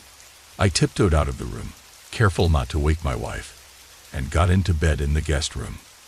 After lying there for about an hour, somewhere between being awake and asleep, I thought I heard my wife get up. I opened one eye and looked at the doorway. There was someone standing there. At first, I thought it was my wife checking on me, but the figure was shorter. As my eyes adjusted to the darkness, I started to make out more details. It was a woman in a long white gown with a thin white veil over her head. She was standing in the doorway, looking down at the ground, and shifting from foot to foot, swaying from left to right. I was shocked. My first thought was that a stranger had broken into our house. I started to get out of bed, preparing to ask how this person got in. But just then, the woman lifted her head and arms and charged at me. At that moment, things became a blur. I remember her face, her mouth wide open as if she were screaming, her eye sockets empty, and her skin looking like gray, dried beef jerky. I screamed and then blacked out. The next thing I knew, I was running down the street in my bare feet and shorts. I was half-dressed, cold, and confused. I walked 2 blocks back to my house, my heart pounding. When I got back, the front door was slightly open. I cautiously pushed it open and entered, ready to defend myself. But everything was quiet. I double-locked the door behind me, turned on all the lights, and searched the house. There was nothing there. I checked on my wife. She was still sound asleep, completely unaware of what had happened. Despite all my yelling and running out of the house, she hadn't woken up. Needless to say, I didn't sleep for the rest of the night. In fact, I removed the bed from that guest room the very next day. I never told my wife what happened that night. Looking back, I wonder if my mind played a cruel trick on me in that space between being awake and dreaming. Or maybe it wasn't a trick at all. Who knows? This experience continues from my journey back home from the hospital. As I mentioned in my last story, I felt uneasy going home, but it wasn't until nightfall that I knew something was truly wrong. I started to feel scared. That night, I fell asleep and began to dream. In the dream, I was holding my baby, dressed in a white dress and bonnet. We were on a balcony, and when I looked down, it felt like I was standing over a bottomless pit. As I looked at my baby, she placed her hand on my face, pulling my head toward her. But when I turned to look, it wasn't my baby. It was a little boy who then began to choke me. I fought him off and threw him down into the darkness. As he fell, I could hear him laughing. These dreams with this child continued for about 3 days. After this, my mother rented an apartment next to hers so I could have my own place. I moved in, and that same day, I began hearing the sound of a child crying. The next afternoon, I took a nap while my baby was also asleep. When I opened my eyes, I saw a little boy standing near me. He was so white, almost glowing, and he was staring at me with curiosity. I closed my eyes and opened them again, hoping he would be gone, but he was still there. After I got up, I heard the sound of crying again. I followed the sound, which led me to a closet. When I opened the door, the crying stopped. This pattern continued for a while. I decided to name him Isaac. He made his presence known to everyone in my family, and everyone was afraid of him. We even had a priest bless the apartment, but it didn't seem to help. Isaac remained. He started interacting with me more. While I cleaned the apartment, he would cry, and I would sing to him. I could hear him hum along. He liked to mess with the dining room chairs, moving them until I fixed them 3 times. Then he'd stop. Isaac would talk to me while I was in bed trying to sleep, but I never remembered what he said. One day, in December 1994, my family and I were having a small get-together at my apartment. While we were talking, my lamp turned on by itself. We all knew it was Isaac. I went to turn it off, but he turned it back on. At that point, we all left the apartment. If I left the house, I would see him pull down the blinds to look out the window. When I returned, he would do the same. After 4 months, Isaac finally left. He left with a family friend in January, and I remember it clearly. This friend wasn't a believer in ghosts and openly mocked Isaac, saying things like, "Send him home with me. I'll show him." He used foul language and made fun of the entity. When our friend left, I saw Isaac wave goodbye to me. I ran to my mom and told her that Isaac was finally gone. I never saw him again, but our friend did. He's moved twice since then, and Isaac continues to follow him wherever he goes. Nothing seems to stop him. My first experience with a particular photograph took place one weekday afternoon, several years ago. I had been hired to serve legal papers to the city of Wilcox, Arizona. Wilcox is a small cowboy town, about 70 miles southwest of Tucson.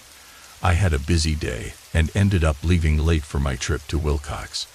When I arrived around 4:15 p.m., the receptionist told me I would have to wait in the lobby for my contact person. The city of Wilcox's offices are located in a beautifully restored old train station. I've always been fascinated by old photographs, and this day was no different. Hanging on the walls of the lobby were about 6 or so photographs from the early 1900s. One photo caught my attention in particular. It showed a group of around 60 people standing on the porch of the railway station. It wasn't posed. It felt more like a candid snapshot from the past. I was inexplicably drawn to an old man in the photograph. As I focused on him, I felt the temperature drop by about 20 degrees. The hair on my arms stood up, and my knees felt weak. I had to sit down. Just then, the woman I had been waiting for arrived, and we quickly handled our business before the office closed. I took one last look at the photograph, and the same strange feeling returned. My friend Dave had accompanied me on the trip, but he isn't interested in the paranormal. The ride home was quiet as I thought about my grandfather, who was one of 2 doctors in southern Arizona in the early 1900s. He traveled by horse and buggy, visiting patients in small towns just like Wilcox. I couldn't help but wonder if the old man in the photo had known my grandfather. I had no proof, but the thought lingered. A few months later, I took a day off and convinced Dave to come with me back to Wilcox. We arrived in plenty of time for me to see the photograph again. The same eerie sensations washed over me for a third time. I asked the receptionist if anyone knew the story behind the picture, but it seemed that the staff was too young to be of any help. I was able to get a photocopy of the photograph and have been trying to investigate its background through local newspapers in southern Arizona ever since. As I mentioned in my first story, there is a male figure that has appeared before. He's all black, kind of like a shadow. Just a couple of days ago, he showed up again. I had been in bed for about 10 minutes when my mother came in and asked if I had just gotten up. I told her, no, I've been lying here. I asked why, and she said she had just seen a male figure go into the kids' room. In part 1, we didn't know which room he went into. I got freaked out and went into the room to check it, but I didn't open the closet. I never open closets at night. Everything seemed fine. My niece was asleep, but my nephew was still awake. I asked him if he had been up playing around, but he said no. I didn't believe him at first, but my mom insisted she saw a tall male figure go into the room. She explained that she was in her room. From her door, you can see the dining room where the fish tank is.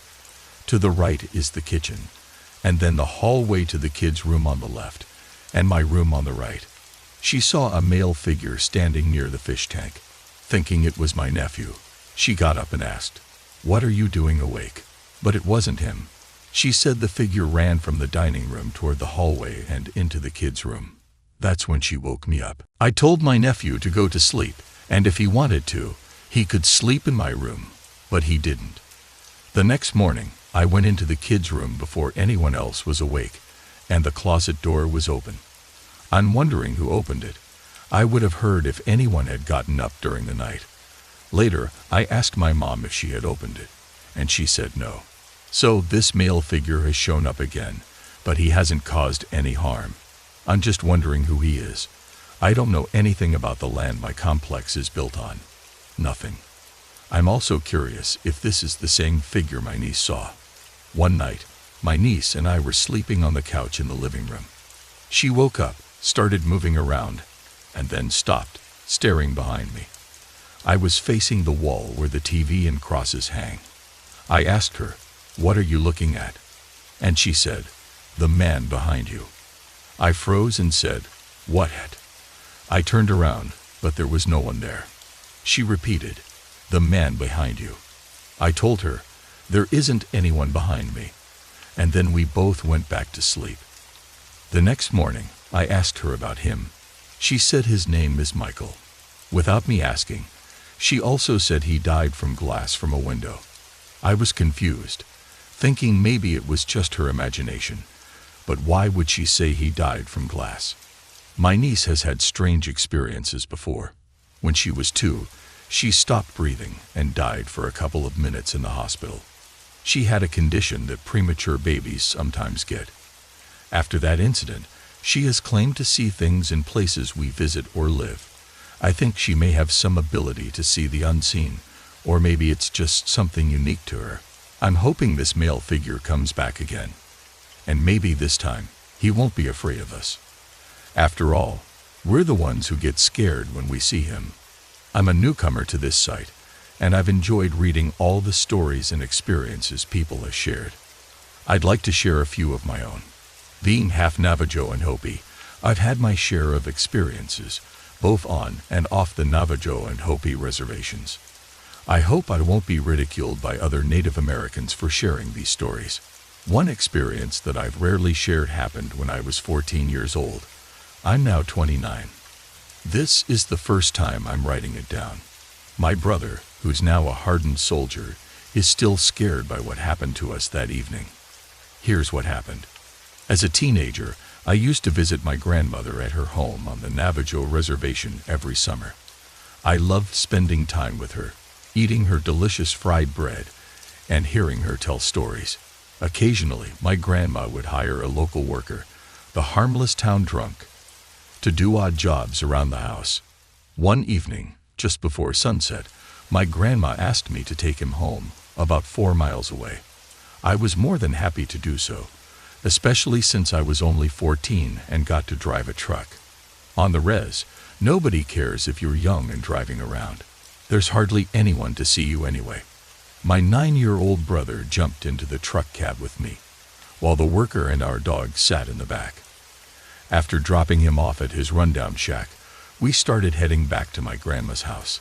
The evening sky was a deep red as the sun set behind us, and we kicked up dust on the dirt road.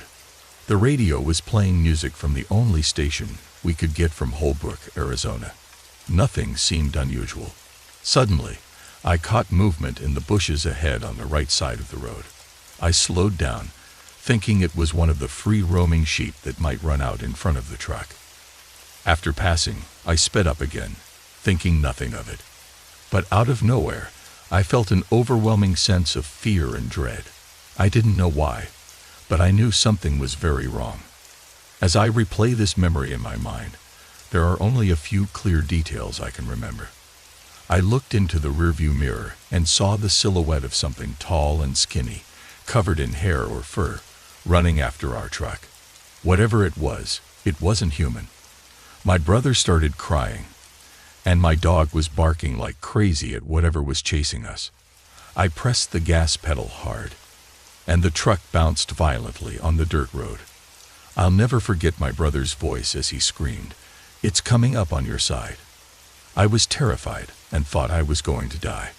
Just when I thought it was all over, we rounded a bend and saw a car coming towards us from the opposite direction. In that moment, I felt instant relief. Whatever was chasing us had disappeared. Shaken but safe, we made it back to my grandma's house and ran inside, not daring to look back. We told my grandma what had happened, and to our surprise, she wasn't shocked. Instead, she shared more stories we had heard before. Stories about black magic, witches, and something the Navajo call Yi Nadlushi, or skinwalkers.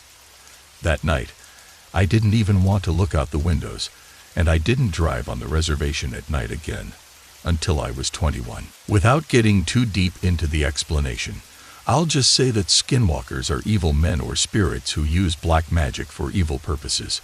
As far-fetched as it may sound, I'm telling you, they're real. If God exists, then so does the devil, and he has his own ways of revealing himself. This may not sound very scary to some, maybe because I'm not the best at telling stories. But I assure you, what happened that evening was real, and it scared the living crap out of me. If anyone doubts it, I invite you to visit this part of Arizona for a real scare. You won't be disappointed. This past weekend, I took my yearly trip to Bisbee, AZ, with some girlfriends. Bisbee is an old mining town, and the locals say there are more spirits than people. The town has a lot of history. For a change of pace, we decided to stay at the Shady Dell campground, which features refurbished campers from the 1940s and 1950s that you can rent. We chose to stay in the Tiki bus, a 1947 bus converted into a Polynesian-style camper, complete with tiki gods and a grass roof inside. One thing I noticed was that the campground was next to an old cemetery, but I didn't think much of it at the time. We arrived on Friday and marveled at the outdoor bar and antiques inside the bus, including old records and funky 1950s lamps. After a while, we decided to go to bed. The bus has one larger twin mattress and a smaller one across from it. I shared the larger bed with one of my friends and slept closest to the wall. It was a windy night, and the trees above kept scraping against the metal, making a lot of noise. After about an hour of sleep, I woke up because the mattress was uncomfortable. As I lay there, trying to fall back asleep, I suddenly heard what sounded like nails scratching down the side of the mattress. I have a pet ferret who makes a similar sound when she climbs up on the bed, but she was at home. My blood went cold. I tried to convince myself that it was just the wind, but the sound was only inches from my face, and it was definitely scratching on fabric, not metal. Then, I started feeling something moving inside the mattress. I could hear it through my pillow. My heart was racing, but I told myself it had to be the springs inside the mattress. I also started to feel something touch my face and hands, like a spider web at first, and then it felt like sand being sprinkled over my face. I wiped at it, but nothing was there.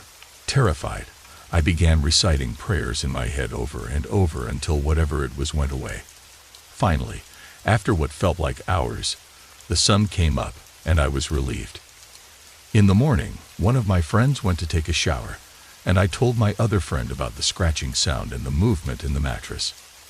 We lifted the mattress to check it out, and it turned out to be a futon mattress. There were no springs. That ended my theory. I also thought maybe an animal had gotten in through the wheel wells, but they weren't close to where we slept. After breakfast, we spent the day downtown exploring the shops and galleries. My friends took me out for a birthday dinner at the Copper Queen Hotel, which is the oldest continuously running hotel in Arizona, dating back to 1902. I knew ghost hunters had investigated it before, and I had even met the lady who helped them during their investigation on a previous trip. After dinner, we sat on the patio to people watch and enjoy some drinks. At one point, I got up to use the restroom. While in the stall, the toilet next to mine suddenly flushed. I thought it was strange because I didn't hear anyone else come in. After waiting for someone to exit, there was nothing, only silence. When I went to wash my hands, I saw the other stall was empty. That night, I dreaded sleeping on the bus again. I even thought about sleeping in my friend's car, but we stayed up playing dominoes instead. When it was time for bed, my friends let me have the smaller twin bed this time. The friend who I had told about the night before took the spot I had slept in previously. I struggled to fall asleep, but eventually I did. I was suddenly awoken by the sound of my friend gasping or screaming. I asked her if she was okay, and she said she had a bad dream. The next morning, she told me about her dream. She said she dreamed she was being buried alive in a coffin and could feel sand falling on her as she was being covered up. She didn't know it, but that was exactly what I had felt the night before. I hadn't told her that part because I didn't want to scare her. The rest of the weekend left me feeling unnerved. I've been to Bisbee many times before, and while I've had another paranormal experience there, this one was by far the most terrifying. The Shady Dell Campground is an amazing place, and I would recommend it, but I don't think I'll ever sleep on the Tiki bus again. I'm a long-time reader, but this is my first time posting. I love the site and the feedback people provide. So, thank you for having me. This will be the first of several experiences I'll share over time, and this particular story covers the strange happenings at a friend's house. About 10 years ago, a friend of mine moved into a new neighborhood. The area had been a dirt lot for as long as I could remember. He was 18 at the time, so having his own place was a big deal for all of us. We threw parties, crashed there often, and probably annoyed him a lot. After 2 years of living there, my friend had trouble keeping up with the house on his own, so I moved in. Within a month of living there, I had my first unsettling experience. One night, I woke up from a strange dream. In the dream, my friends and I were working at a haunted hotel. I woke up at around 3 a.m. and turned over in bed. When I looked at my dresser, I saw something that scared me. What appeared to be the head of a woman with long, scraggly hair sitting inside the dresser. She didn't move, but I could make out her long hair draped over the sides. I stared for what felt like forever, noticing that her hair didn't even move in the air from the fan. I finally gathered the courage to get up and walk to the light switch, keeping my eyes on the figure. As soon as I turned on the light, the figure disappeared. I turned the light on and off several times, but nothing reappeared. The fact that I couldn't rationalize what I'd seen frightened me the most. Every time I tried to brush it off as my imagination, I'd remember the vivid detail of the hair. Too scared to sleep in my room, I moved to the living room, turned on the TV, and eventually fell asleep. The next day, I told my friend, and while he was intrigued, he didn't seem too surprised. We shrugged it off. About a month later, I had another strange experience. I was sitting on the couch watching TV late at night. I had a nice buzz and was in my own world when I saw what I thought was my roommate walk out of his room and head down the hall toward my bedroom. I thought it was odd when he went into my room, so I called out, "What are you doing?" I nearly jumped out of my skin when I heard him respond. From behind me. He had been lying on the couch the whole time. We both went down the hall to investigate and found something creepy. A lamp in my room had a shattered light bulb that was split in half. The bulb had split down the middle, with plastic fuse to the glass. The lamp was destroyed, and when we tried to turn it on, it made a popping noise and started smoking. A few weeks later, we were halfway asleep in the living room when my friend suddenly yelled, "Watch out." I jolted awake and saw him staring at the ceiling, eyes wide open. He asked if I'd seen it. I hadn't because I was dozing off. He told me he saw a large figure crawling on the ceiling and that it dropped down right over my head. That sent chills down my spine. Then my friend had his own terrifying experience. He told me about a sleep paralysis episode where he saw a man with deer antlers and cloven hooves moving around his room. The figure came to the foot of his bed while he was unable to move. He remembered waking up with his sheets tangled around his arm, as if he had tried to fight the figure off in his sleep. This incident shook him so badly that he slept on the couch for about a month.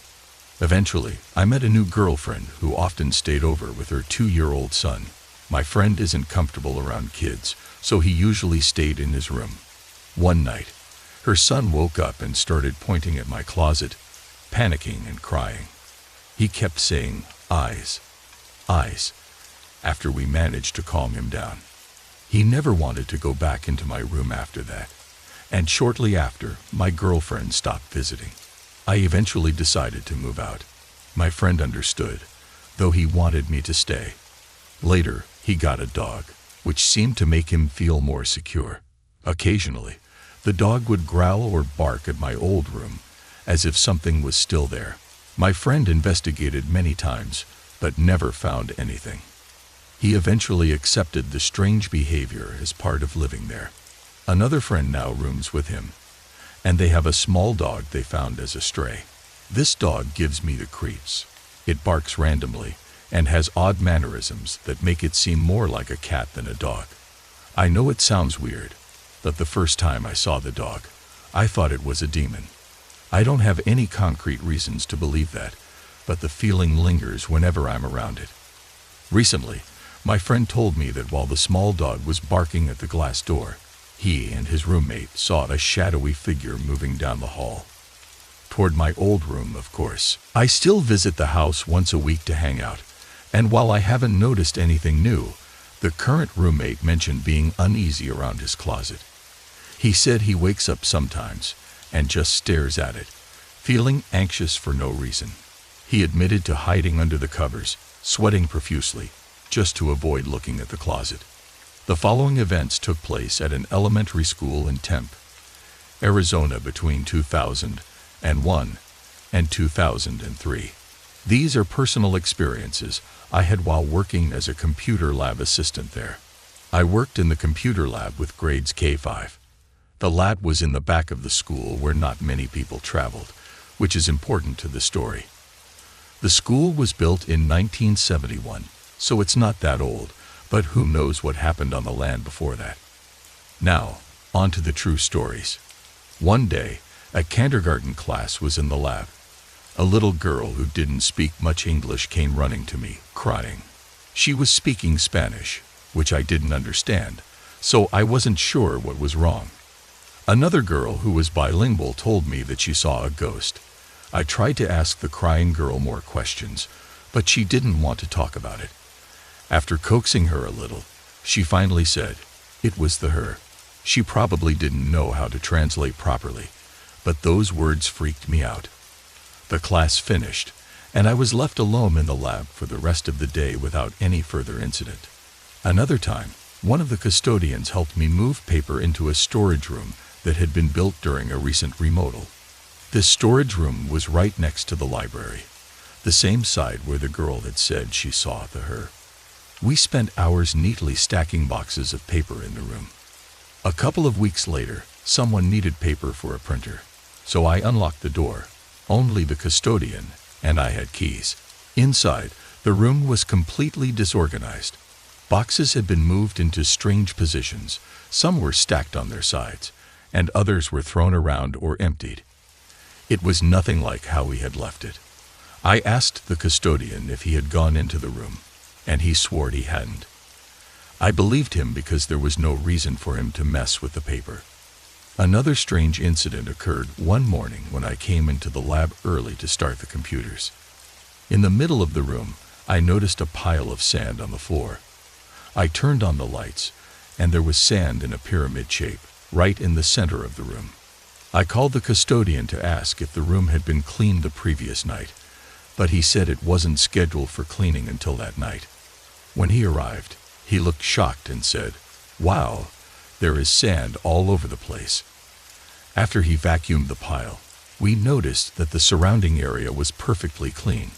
Usually, when the lab was vacuumed, you'd hear the clink sound of dirt being picked up because the room wasn't cleaned very often and was heavily trafficked.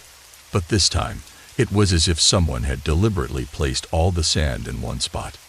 The most bizarre incident happened when I was filming students for their student council advertisements. I recorded a 5th grader giving her speech, and it was one of the best speeches I had ever heard from a kid that age. When I was editing the footage later, I noticed something odd. In the middle of her recording, the screen suddenly went black with a loud booming sound, as though something had hit the camera. For about 20 seconds, there was muffled noise, static, and a strange ting sound like a taut wire being snapped. When I slowed the footage down, I noticed a single frame where a small light appeared at the top of the screen. After that, the film returned to normal in the very next frame, as if nothing had happened. The last thing I'll mention is a conversation I had with a teacher. I told her that I thought the school might be haunted, and she casually replied, "Oh yeah, there's a couple of them." She wasn't surprised at all, which made me even more curious. I didn't do any further research into the school's history, but these events stayed with me. What do you all think? Do these events sound ghostly or paranormal to you? They certainly felt like it to me. I have always been afraid of the dark. When I was a little girl, one of my parents would sit in my room until I fell asleep so that I could feel safe. Even as an adult, I still struggle with this fear. I keep night lights throughout my house, and when I wake up at night, I try not to look around. I think this fear is one of the reasons why I've been so concerned recently. A few years ago, my boyfriend called me to tell me about something strange that happened to him. He said he had woken up to the sound of something in the corner of his room. After his eyes adjusted, he realized it was a person kneeling. Thinking it was one of his roommates, he sat up and asked the person what they were doing. He said the figure stood up, looked at him, and then disappeared. Knowing that I have always been interested in the paranormal, he thought I would find this story interesting. After talking to his sister, who used to live in that same room when she was in college, he found out that she had felt uneasy in the room, had multiple night terrors, and even felt as if she had been pushed before. Since I have stayed at his house many times, I quickly discounted his experience as a waking dream. I've never felt anything strange in the house, and given my fear of the dark, I wouldn't be able to sleep there if I believed something else was going on. But I might have continued telling myself there was nothing to fear if my boyfriend hadn't experienced something strange in my room recently. One night, my boyfriend stayed over especially late and decided to sleep at my place. I woke up in the middle of the night to find him shining his cell phone light at the walls and ceiling. Groggy, I asked him what he was doing. He said he had woken up to the sound of someone trying to turn on the bedside lamp. When he turned over, he thought it was me because he could see the outline of a figure. But when he realized I was asleep beside him, he quickly grabbed his phone and shined a light on the figure. There was no one there. He swears that he saw the figure, and that he even saw a face. His reaction that night was very real. He was scared. I've tried to convince myself that his experiences are just dreams, but after seeing how frightened he was, I've become even more afraid of being alone in the dark. Is there something in my house? Is my boyfriend imagining things? Or am I with someone who is being haunted? The women in my family tend to have special abilities.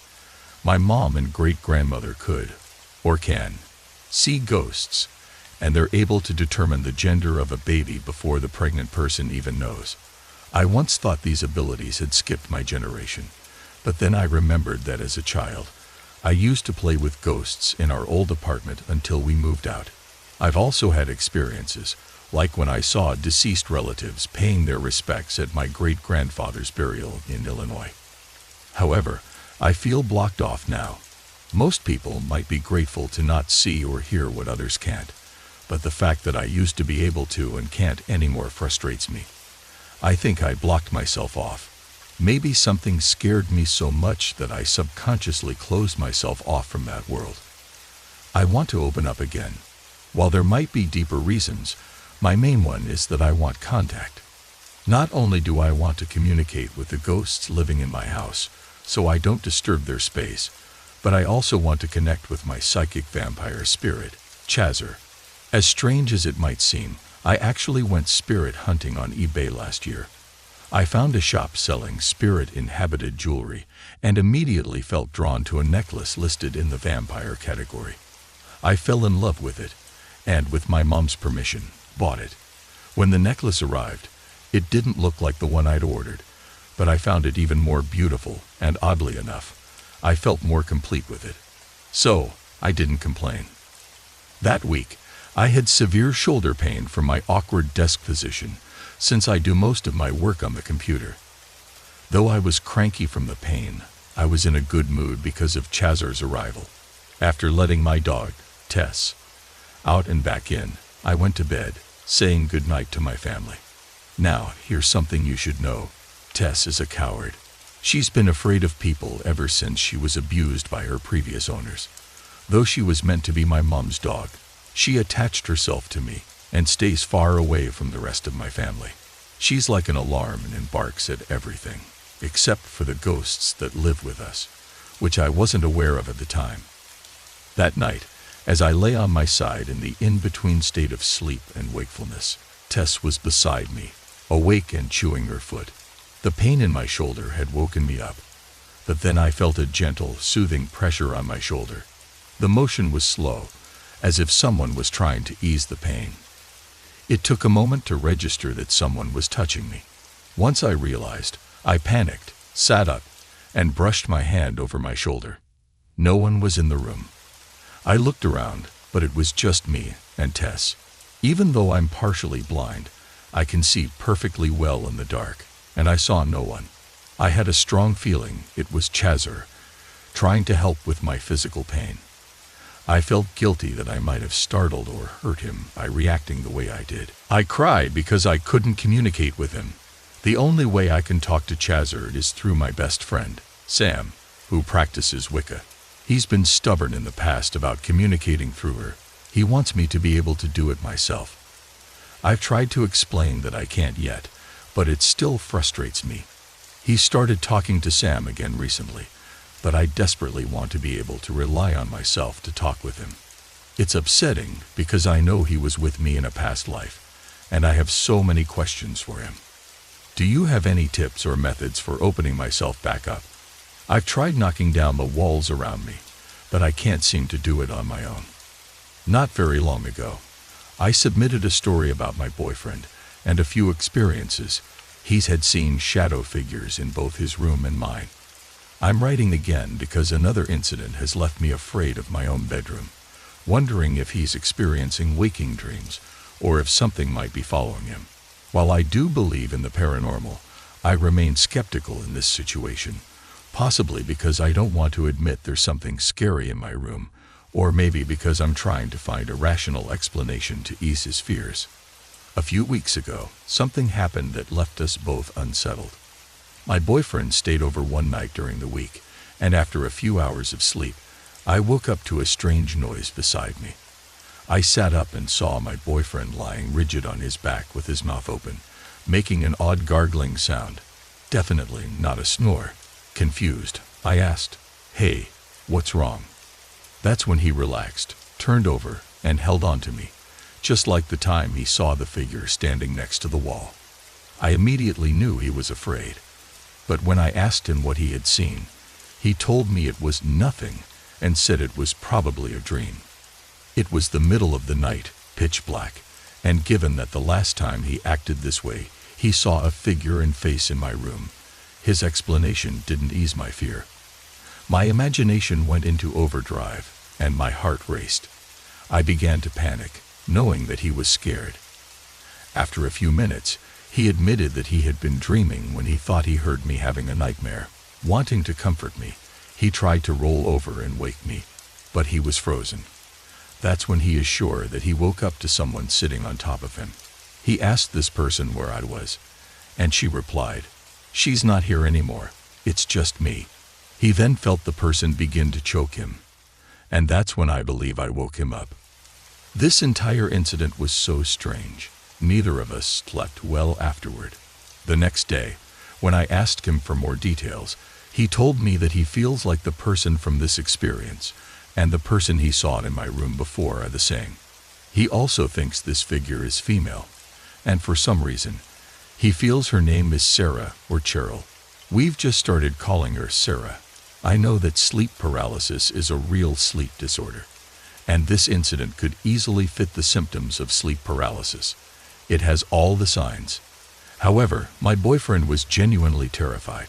He swears that the previous times he's seen something, he was wide awake, and he felt very awake during this incident as well.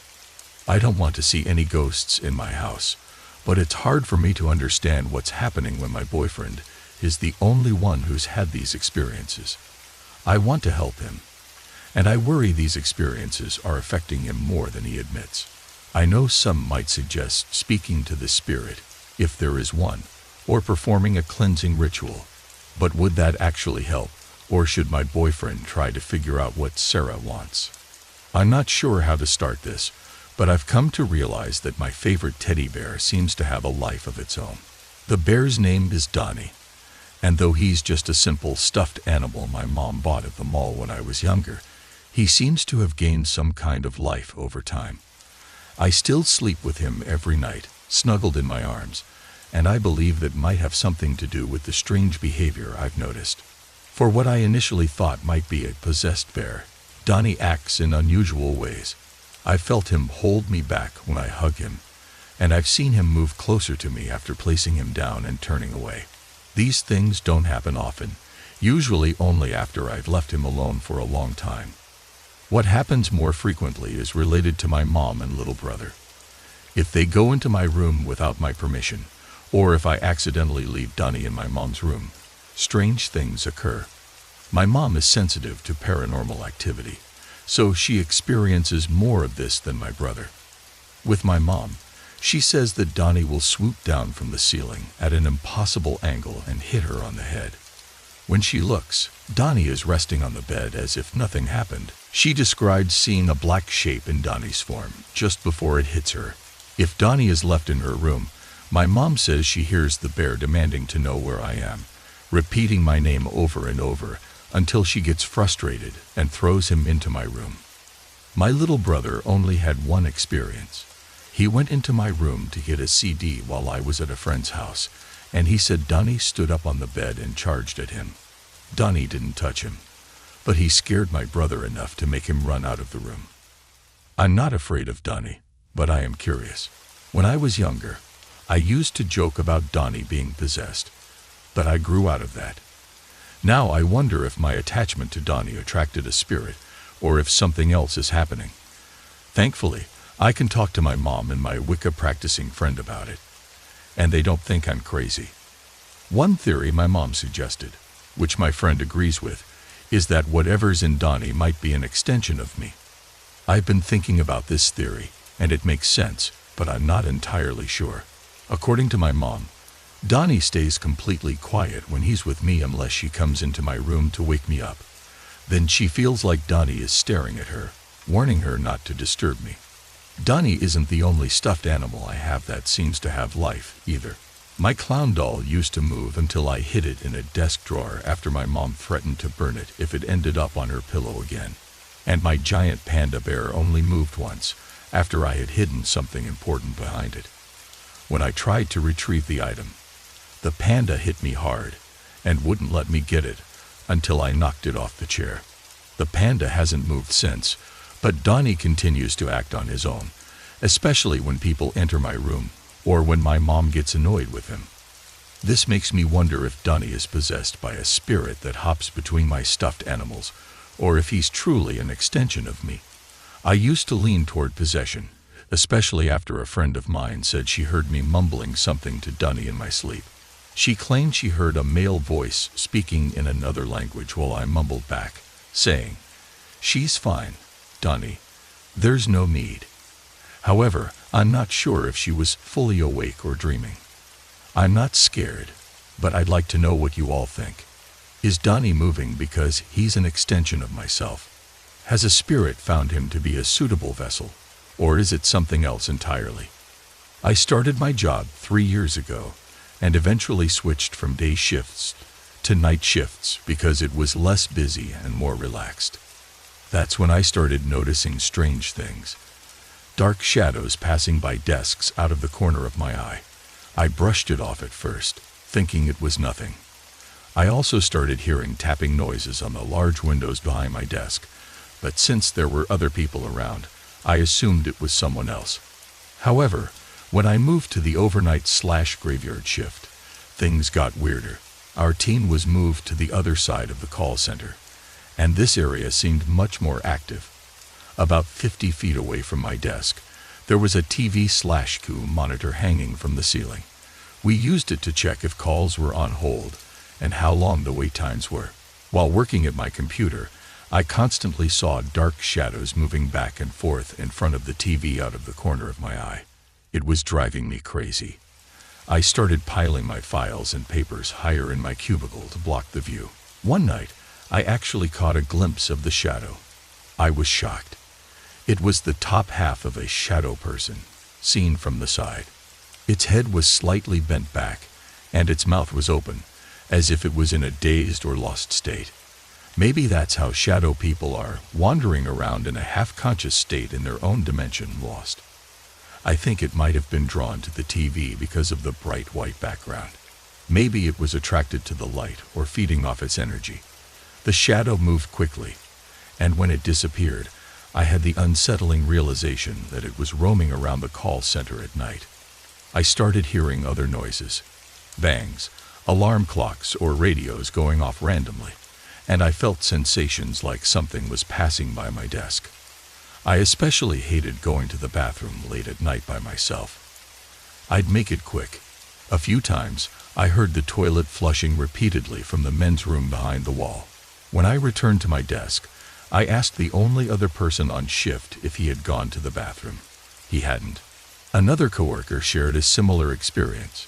He was in the bathroom alone when the automated paper towel dispenser went off by itself. Rolls of tissue started spitting out, even though the dispenser has a sensor that shouldn't have gone off unless he was near it.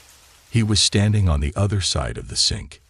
He said he got creeped out and immediately left to go back to his desk. It was just me and one other guy on the graveyard shift, and eventually we share our experiences.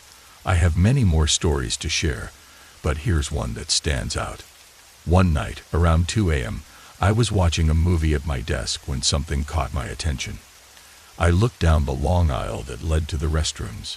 It was always darker over there, especially when we turned off the annoying office lights at night. I saw the top half of a shadow person, just the head and shoulders, darting quickly down the aisle between the supervisor's cubicles. It moved so fast, but I caught a glimpse. Sometimes, I would see the shadow of the top part of a head passing by other cubicles randomly. The term restless spirit made perfect sense to me. I always pretended not to notice because I've heard that spirits sense your fear and can use your energy. I think the spirit started to play around more because it knew I was interested in the paranormal. Sometimes, I would catch the shadow peeping at me from around a corner, as if to say, "Hey, I see you. Do you see me?" It was funny in a creepy way.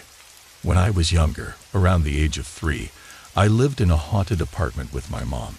Since I was so young, I don't remember many details, but I do recall playing with a ghost in my room. Most of the experiences, however, have been relayed to me by my mom. The apartment was part of 4 buildings, but the one we lived in was built sideways, facing the side of another building. From our kitchen window, you could see the crematorium smoke stacked perfectly, and my mom believes this may have played a part in the hauntings. She told me that spirits not ready to leave this world are often attracted to the highest point they can see, and for the ghosts at the crematorium, that was our apartment. Signs of the apartment being haunted started as soon as my mom moved in. She was unpacking dishes in the kitchen with all the cupboards open. The windows and doors were closed, and no fans or air conditioning were on. Suddenly, all the cupboards slammed shut at once. Despite this, we still moved in. As we lived there, strange things were always happening. My mom, who is sensitive to the paranormal, often sensed ghosts around her, but didn't mind since they usually left her alone. However, 1 or 2 spirits seemed to take a liking to me. I remember a man who played with me and a small disfigured creature that tormented me at night by pulling at my blankets and glowing orange. The man would always calm me down and protect me from the creature. I remember this man as a white figure, either an outline or a full-bodied form with a muscular build. He would sit with me on the floor and play. I never saw his eyes, but I could see his smile, which made me feel happy and safe. However, if my mom came into the room, the man would stand up and run through the wall into the neighboring apartment. I would chase after him, pounding on the wall and yelling for him to come back. My mom said that when the man fled into the other apartment, he would throw tantrums and torment the woman living there until it was safe for him to come back and play with me. When my mom asked the neighbor about any strange occurrences, the woman got defensive and denied everything. Our apartment was overcrowded with spirits. Over 100 entities came and went. Not all of them were good. Our cats would stop in the middle of the room, hissing and scratching at thin air. Around that time, my mom started dating my little brother's dad, and she experienced a miscarriage. My mom told me I could share this to let others know that there are evil spirits who can harm us, but there are also good spirits who try to protect us. My mom knew something was wrong with her pregnancy that night. Not only was she in physical pain, but an evil spirit chased her into the bathroom. It seemed determined to hurt her through the pregnancy. Knowing she was in a weakened state, she began bleeding and felt like the spirit wasn't going to leave her alone. However, a gray figure appeared in the doorway and kept the evil spirit at bay. My mom later found out through a photograph that this figure was my little brother's great-grandfather. He stayed with her, helping her get out of the apartment and to the hospital. Every time she felt like passing out, he would place a hand on her to keep her awake. The evil spirit followed her to the hospital but couldn't touch her as long as great-grandpa was there. Although my mom's life was saved, my unborn brother David didn't make it. Losing him was devastating for my mom, and I was distressed too. However, great-grandpa stayed close to us, and my mom became pregnant again soon after. My mom eventually asked a friend to bless the apartment. He ended up talking to the spirits and sending most of them to heaven.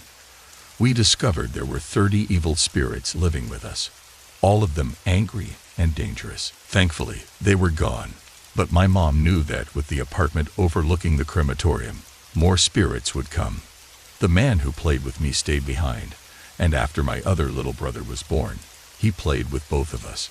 Since he remained, we knew he wasn't harmful, and my mom was okay with him being there. After a few years, we moved out of that apartment. I still miss it, and my mom says she does too. We've talked about going back to see how the current residents are doing, and whether my ghost friend is still there. I'd love to stand in my old room and let him know I'm okay and haven't forgotten him or the other spirits that lived with us. I'd also say hello to the new spirits and let them know they don't have to linger. David's aunt passed away, and the family needed someone to stay in her home while they cleaned it up, renovated, and prepared it for sale. David jumped at the opportunity, and it was the coolest thing to have a high school friend with his own place. Of course, there were plenty of parties, but there were also some strange things that happened. These events took place between the summer of 1997 and the end of 1999. We were all at the house about a week after David moved in, helping him set things up and make the place a bit more appealing.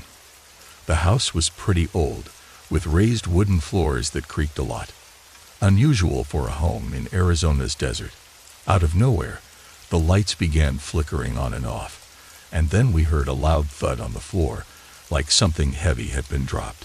The lights came back on, but the house had a strange vibration running through it, almost like the ringing you get in your ears. Months went by without anything too unusual, until one day when David invited me over after school to play video games and drink some beer.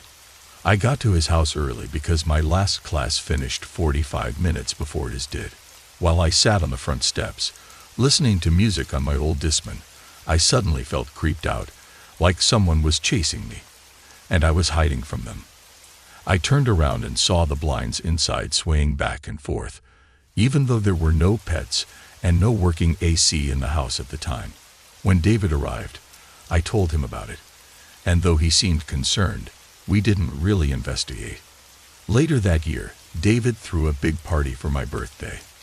The house was loud with music and people talking when, all of a sudden, David's bedroom door slammed shut with such force that it cut through all the noise.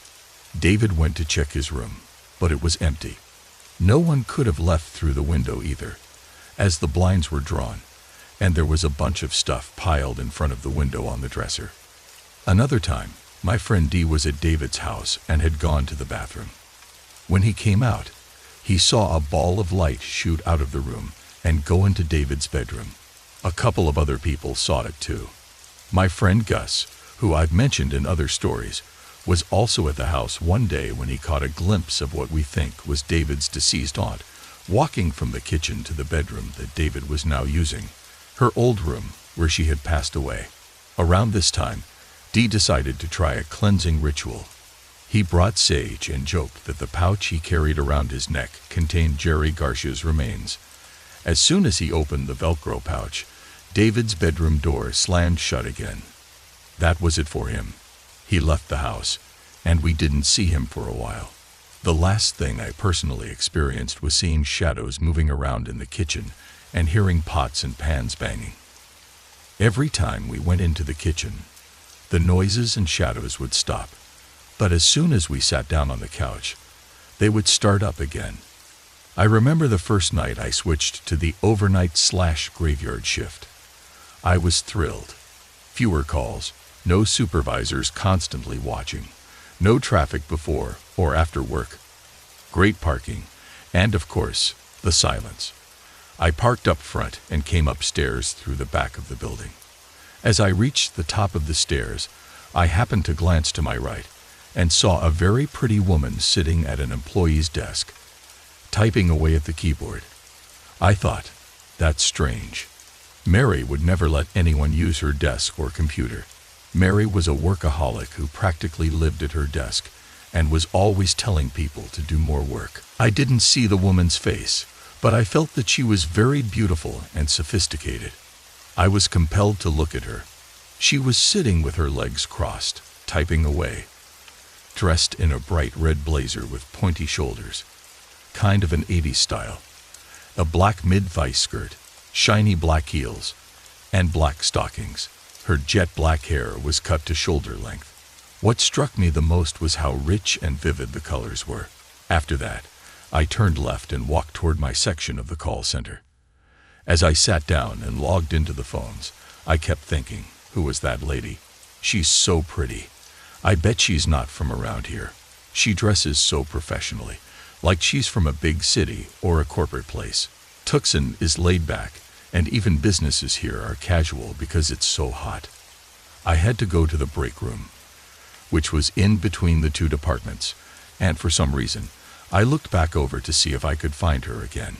It had only been maybe 5 minutes since I first saw her, but she was gone.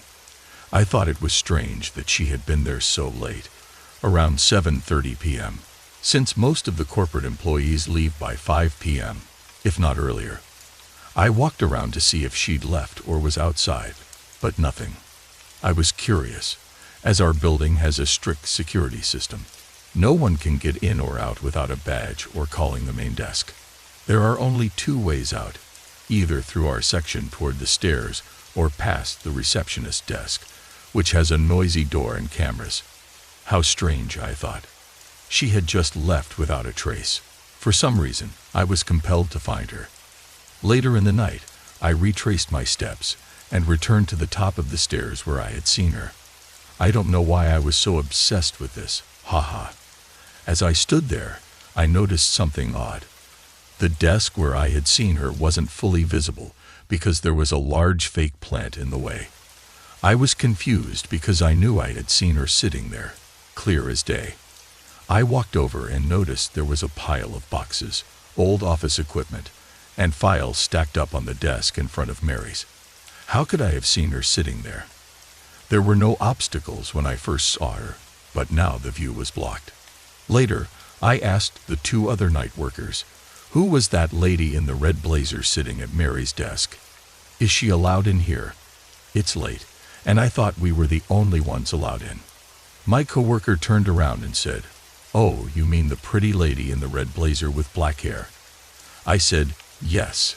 "Who is she?" she asked. "Did you see her face? Did you see her leave?" I replied, "Well, no. I didn't see her coming or going, or even what her face looked like." I was shocked when the 2 girls responded, "Neither have we. But we see her periodically at different desks around here. We never see her face, and we never see her come or go either." I got nervous and said, "Okay, we can't talk about this anymore. It's only my first night doing the graveyard shift." I thought they were messing with me, but their serious expressions told me otherwise. They described the lady perfectly, down to her red blazer and black hair. A friend of mine, Gus, whom I believe to be very credible and trustworthy, has shared some of his experiences with the paranormal, and he's given me permission to relay them on his behalf. Gus grew up in Chicago, but also had experiences in Mexico. Some of these stories are unsettling, so bear with me as I try to cover as much as I can. As a child, Gus and his family moved into an old apartment building in Chicago that had burned down years before and had recently been restored. Several people, including small children, had died in the fire. One of the first incidents Gus told me about involved his sister. She was alone at home and would sometimes see a little ghost boy in the apartment. Her husband, who was abusive, would often lock her inside, and while lying on the couch, she would see the little boy peek out from behind the linen closet at the end of the hallway and giggle. She found this terrifying. On several occasions, she saw him walking through the apartment, sometimes thinking it was one of her younger brothers, but then noticing burn marks on his body. The boy would even try to pull the covers off her while she hid under them, praying for him to go away. Another incident involved Gus himself. He was in his parents' room, grabbing something off the dresser for his mom, when he felt uneasy. As he looked down, he saw an old person's hand come out of the dresser and grab his leg. He screamed and ran out of the room. The touch left a cold, creepy feeling, and he had a bruise-like mark on his leg for days. One day, while coming home from school, Gus saw a strange mist moving in the alley. He stood behind a tree and watched it move on its own for a while. When it started moving toward him, he ran away. Things got creepier when the house had guests over. His family is large, so it was easy to lose track of who was around. One evening, while people were cleaning up after dinner and others were watching TV, the phone rang. Suddenly, the bathroom door opened, and a hand reached out to grab the phone, pulling it inside. Everyone thought it was strange that someone would answer the phone from the bathroom, but no one thought much of it, until they knocked on the door and had to break in. Inside, they found the phone just dangling by the cord from the door. Another eerie incident happened when Gus and his friends were playing outside. There was an old hag-like woman who supposedly lived in the neighboring apartment. The kids would see her sitting on the telephone lines. They would throw rocks and shout at her, but she never budged. Eventually, she would just disappear, but no one ever saw her leave. During a trip to Mexico to visit family, Gus had several more strange encounters. In one case, some local kids decided to prank him. As he was the new kid, they took him down to the river and pointed out a woman screaming and crying for her children. He had no idea what was happening, but they all ran off, some of the girls crying in terror. Later, he realized they had seen La Llorona, a legendary figure in Mexican folklore who is said to wail for her lost children. Another unsettling event occurred when Gus's grandfather had been out drinking. His grandfather had been cheating on his grandmother, and the women in the family were comforting her in the kitchen. Suddenly, they all ran out of the room in a panic, shaking and making the sign of the cross. They said that they had seen long hair come out of the smoke vent, followed by a snorting noise. When they looked closer, it appeared to be the head of a horse. The last story Gus shared happened when he was staying with a friend in a small house in Mexico. He and the other kids had to sleep on the floor in the living room. He woke up in the middle of the night to the sound of adults arguing outside. He looked out the window and saw some of the villagers gathered with picks and rakes, as if they were preparing to fight something. In the distance, he saw a man dressed in all black, surrounded by black cats that were crawling all over him. The man was hissing at the people. When the adults returned, they told the kids that they had chased away the devil, or what they called the nighttime man.